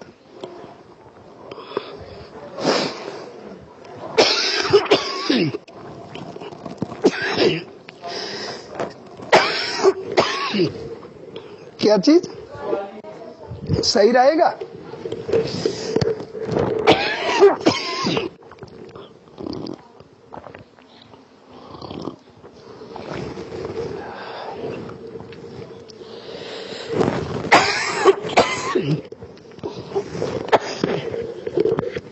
थोड़ा सा ब्रेक ले क्या?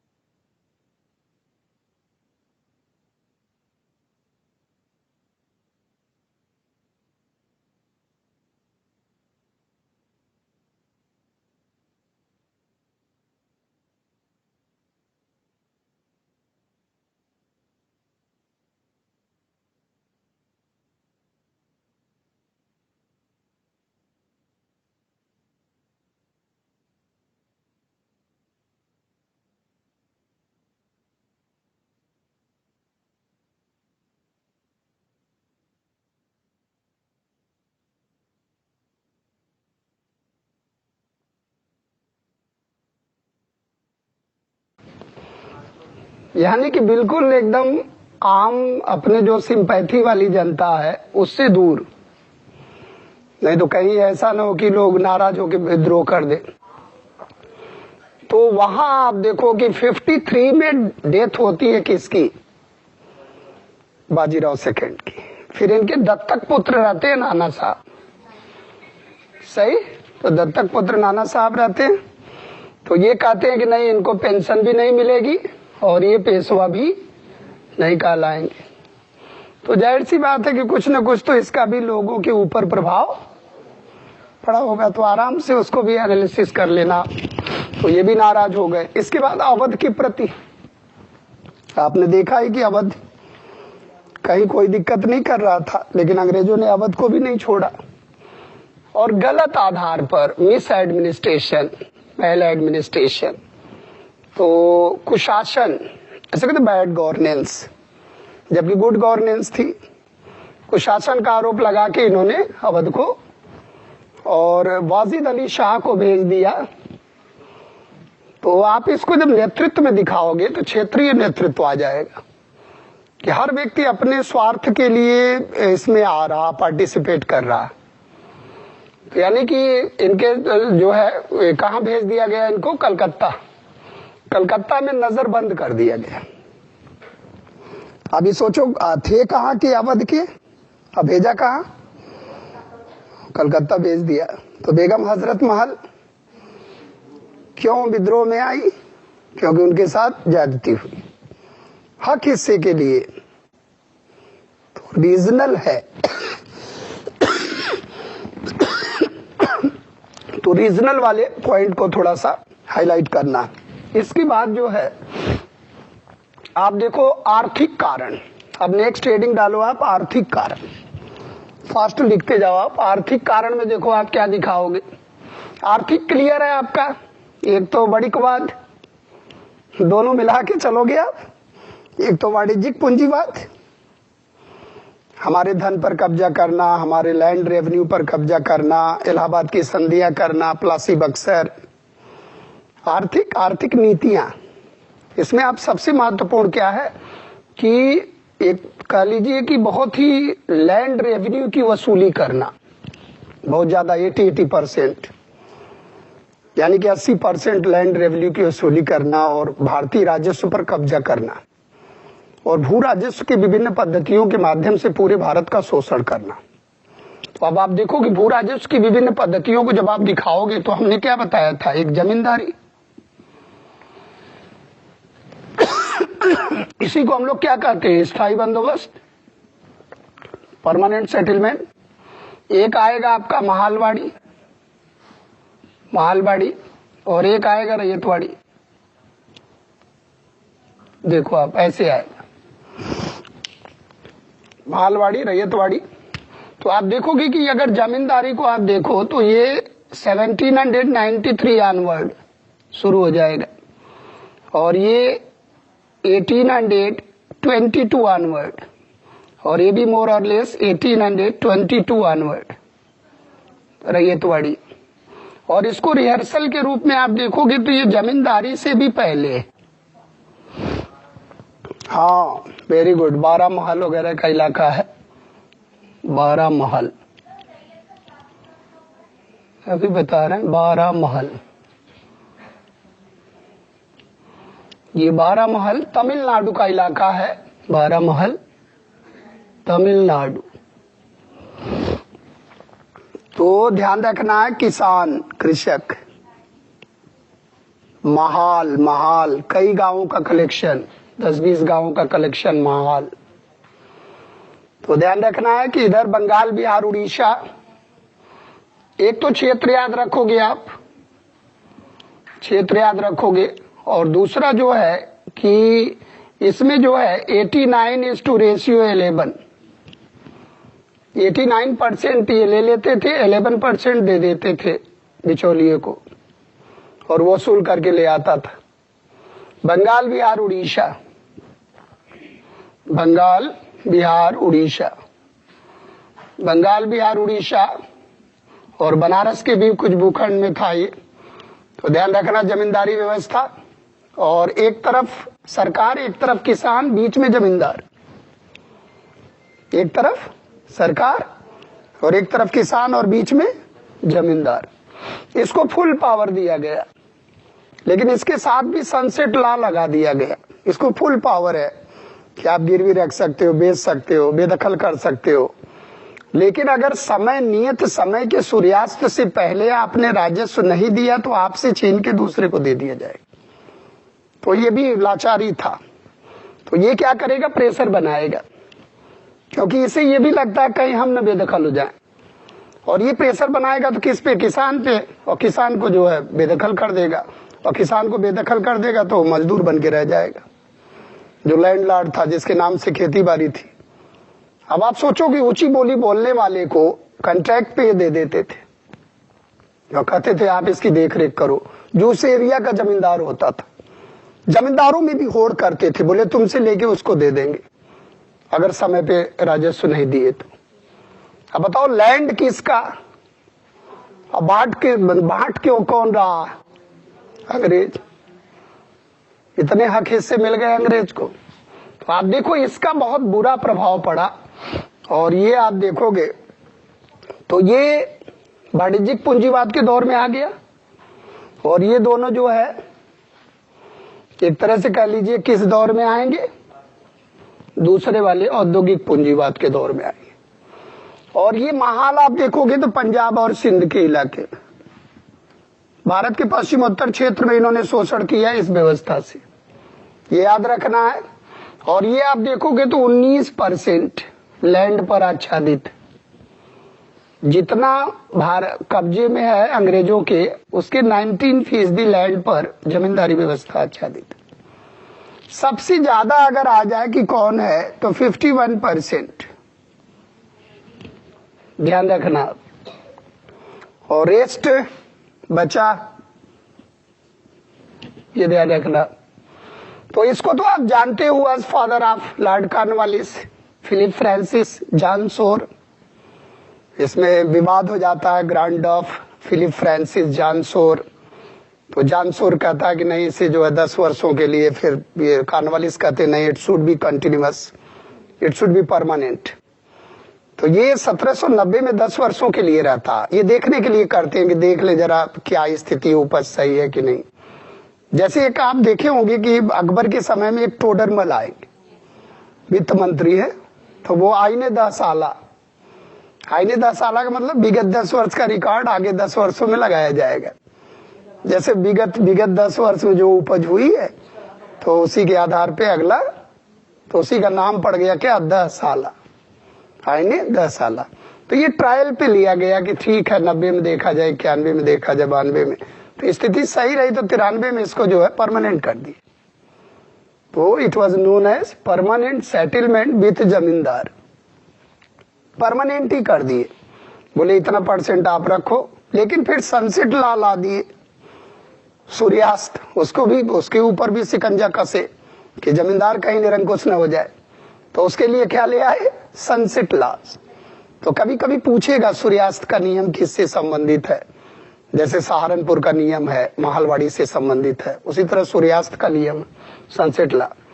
यानी कि पर्टिकुलर अगर निश्चित तारीख के सूर्यास्त से पहले अगर जमींदार लैंड जमा नहीं करेगा, लैंड रेवेन्यू, तो वो भी बेदखल हो जाएगा, उससे अधिकार छीन लिए जाएंगे और दूसरे जमींदार को दे दिए जाएंगे। किसान तो ऐसे ही मारा गया। तो ध्यान रखो आप। इसमें देखो इन्होंने क्या किया, इसको आप देखोगे तो इसमें आपका एक मिलेगा हाल्ट मैकेंजी, और एक मिलेगा मार्टिन बर्ड। नाम ऐसे ही तो रखते हैं, देख रहे हो, मच्छर भगाने वाली चिड़िया, मार्टिन बर्ड, पता नहीं क्या नाम रख दिए, मार्टिन बर्ड, हाल्ट मैकेंजी। तो who was father of Mahalwari, Martin bird. Martin Bird was the father of land settlement in northern India. उत्तर भारत में भूमि व्यवस्था का जनक आ जाए तो मार्टिन बर्ड। तो मार्टिन बर्ड को एरो लगा लो आप। और इन्हीं के सहायक के रूप में रहे हाल्ट मैकेंजी, मार्टिन बर्ड, हाल्ट मैकेंजी। तो उत्तर भारत में भूमि व्यवस्था का संस्थापक आ जाए तो मार्टिन बर्ड। तो ये ध्यान रखना है। अब ये महाल है, महाल पंजाब में महाल होते हैं, जैसे आपके यहाँ नहीं बीडीसी वगैरह का चुनाव होता है तो कई गांव मिल जाते हैं, तो प्रधान से काम नहीं चलता तो और बड़ा बड़ा प्रधान। तो यहाँ पर महाल चुने गए, तो अंग्रेजों ने कहा कि आप सब गांव से हम लैंड वसूलेंगे, महाल को बनाते हैं पॉइंट। तो 20 गांव 10 गांव मिला के एक महाल बना ली। अब महाल के पास ही पहुंचे तो महाल में जो है लठैत चलते थे। लठैत नाम सुने? हाँ, जो गांवों में बड़ा वर्चस्व रहता था, जिसको चाहते थे सुला देते थे, है बड़े मतलब समझ लो विकट स्थिति। तो अंग्रेज देखे, बोले ये तो कारगर है, और उनको क्या कहा जाता था? लंबरदार। हाँ, तो ये ध्यान रखना। तो इसमें बिचौलिया दिख तो नहीं रहा है, लेकिन आ कौन गया? लंबरदार। तो ये कहते थे, उसी से सेट कर लिए कि आप ले आना और कुछ प्रतिशत आपको हम दे देंगे और अपने रख लेंगे, लेकिन आप नियमित रूप से वसूल करके गांव से ले आना।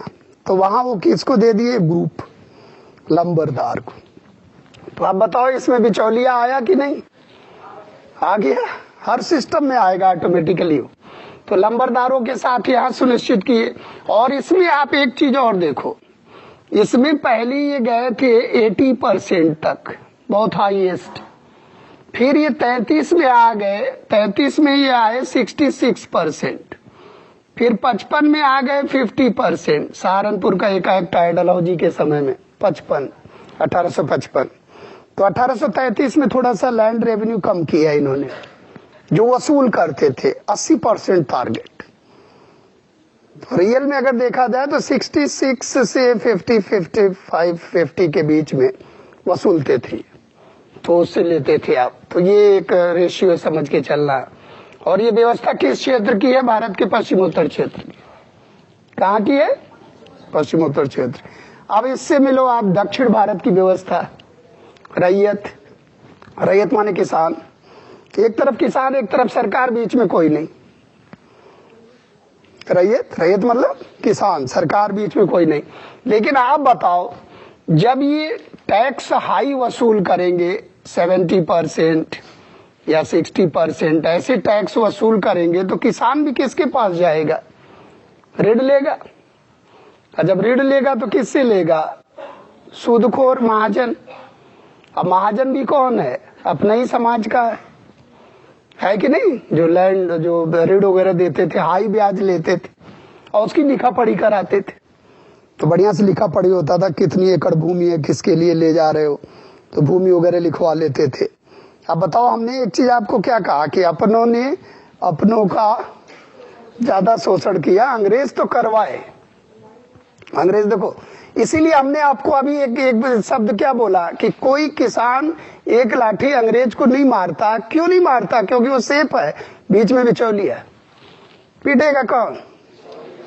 आराम से। और फिर बिचौलिया कहाँ जाएगा? कहाँ जाएगा? अंग्रेज के पास रोता हुआ, सर मार दिया, बोले चलता हूं। दोनों मिलके आ रहे हैं, उसको समझा रहे हैं। ये स्थिति हुई। अब आप देखो कि जब ये व्यवस्था अपनी क्लाइमेक्स पर आती है 1875, तो दक्कन विद्रोह होते, डेक्कन रिवोल्ट्स। और जब डेक्कन रिवोल्ट्स होते हैं, डेक्कन रिवोल्ट्स का मतलब कि किसान विद्रोह, तो 79 में डेक्कन एग्रीकल्चरल रिलीफ एक्ट बनाया सरकार। सरकार भी बीच बीच में रियायत देती रहती थी, राहत अधिनियम। तो दक्कन कृषि राहत अधिनियम 79, वो बार बार पूछता, तो ध्यान रखना है, दंगे याद रखना है, डेक्कन दंगे। तो ये व्यवस्था रही। सबसे ज्यादा भूभाग पर इन्होंने किस व्यवस्था को आच्छादित किया? लेकिन ये व्यवस्था तमिलनाडु और मद्रास की व्यवस्था, तमिलनाडु और मद्रास। और इसमें आप देखोगे तो एक आएंगे कैप्टन रीड और एक आएंगे थॉमस मुनरो। तो captain read was the father of this settlement, ryotwari. तो ध्यान रखना है किसका? वो 1875 और फिर एग्रीकल्चरल रिलीफ एक्ट 79। तो ध्यान रखना। तो who was father of ryotwari? Captain read. और उसके सहयोगी रहे थॉमस मुनरो, एल्फिस्टन, बंबई में रहे ये लोग। तो आप देखोगे धीरे धीरे शुरू हो जाएगा ये। तो रैयतवाड़ी दक्कन की है, पूरा दक्षिण भारत की है, और तमिलनाडु मद्रास का ज्यादा सिस्टम है ये। 12 महल में इसका प्रयोग किया गया प्रायोगिक तौर पर, ध्यान रखना 12 महल में। तो अगर देखा जाए कि इसका प्रयोग जो है इससे पहले होता है, मतलब अगर रैयत मतलब जमींदारी से पहले देखा जाए कि किसका प्रयोग हो रहा है, लेकिन इसका प्रयोग कब से चल रहा है? इलाहाबाद की संधियों से चल रहा। वो तो रॉबर्ट क्लाइव भी कर रहा, वारेन हेस्टिंग भी कर रहा, फिर कॉर्नवालिस आया। तो कॉर्नवालिस के समय में वो व्यवस्था क्या हो गई? परमानेंट। इसलिए हम लोग कहते हैं कॉर्नवालिस जो है स्थायी बंदोबस्त का जनक। तो ये सिस्टम आप देख लोगे। तो आप बताओ कि विद्रोह का सबसे बड़ा कारण क्या है? आर्थिक। एक पॉइंट आपका क्या लगेगा? What was the main factor of this revolt? That's was the economical factor. आर्थिक कारण को चुनना, बाकी सब उसी के इर्द गिर्द घूमेंगे। हमने बताया था कि नहीं उपनिवेशवाद में सब उसी के इर्द गिर्द है। कारण सबसे महत्वपूर्ण कौन है? आर्थिक। अब इसके बाद आप देखो, इसके बाद कौन सा कारण है? सामाजिक और धार्मिक। सामाजिक और धार्मिक को आप कैसे देख लोगे? सामाजिक और धार्मिक को आप देखोगे चार्टर एक्ट। देखो आप चार्टर एक्ट 1850 में एक आएगा धार्मिक अयोग्यता अधिनियम। अयोग्यता अधिनियम, देखो कैसी कैसी खूबसूरत खूबसूरत अधिनियम बनेंगे। धार्मिक अयोग्यता अधिनियम, रिलीजियस डिसेबिलिटी एक्ट, देखो डलहौजी का है, ध्यान रखना। ये याद आया आपको? चार्टर एक्ट आया? धर्म, समाज, क्या याद आया? शिक्षा, व्यापार, क्या याद आया? यही 4 क्षेत्रों पर प्रकाश डालता है।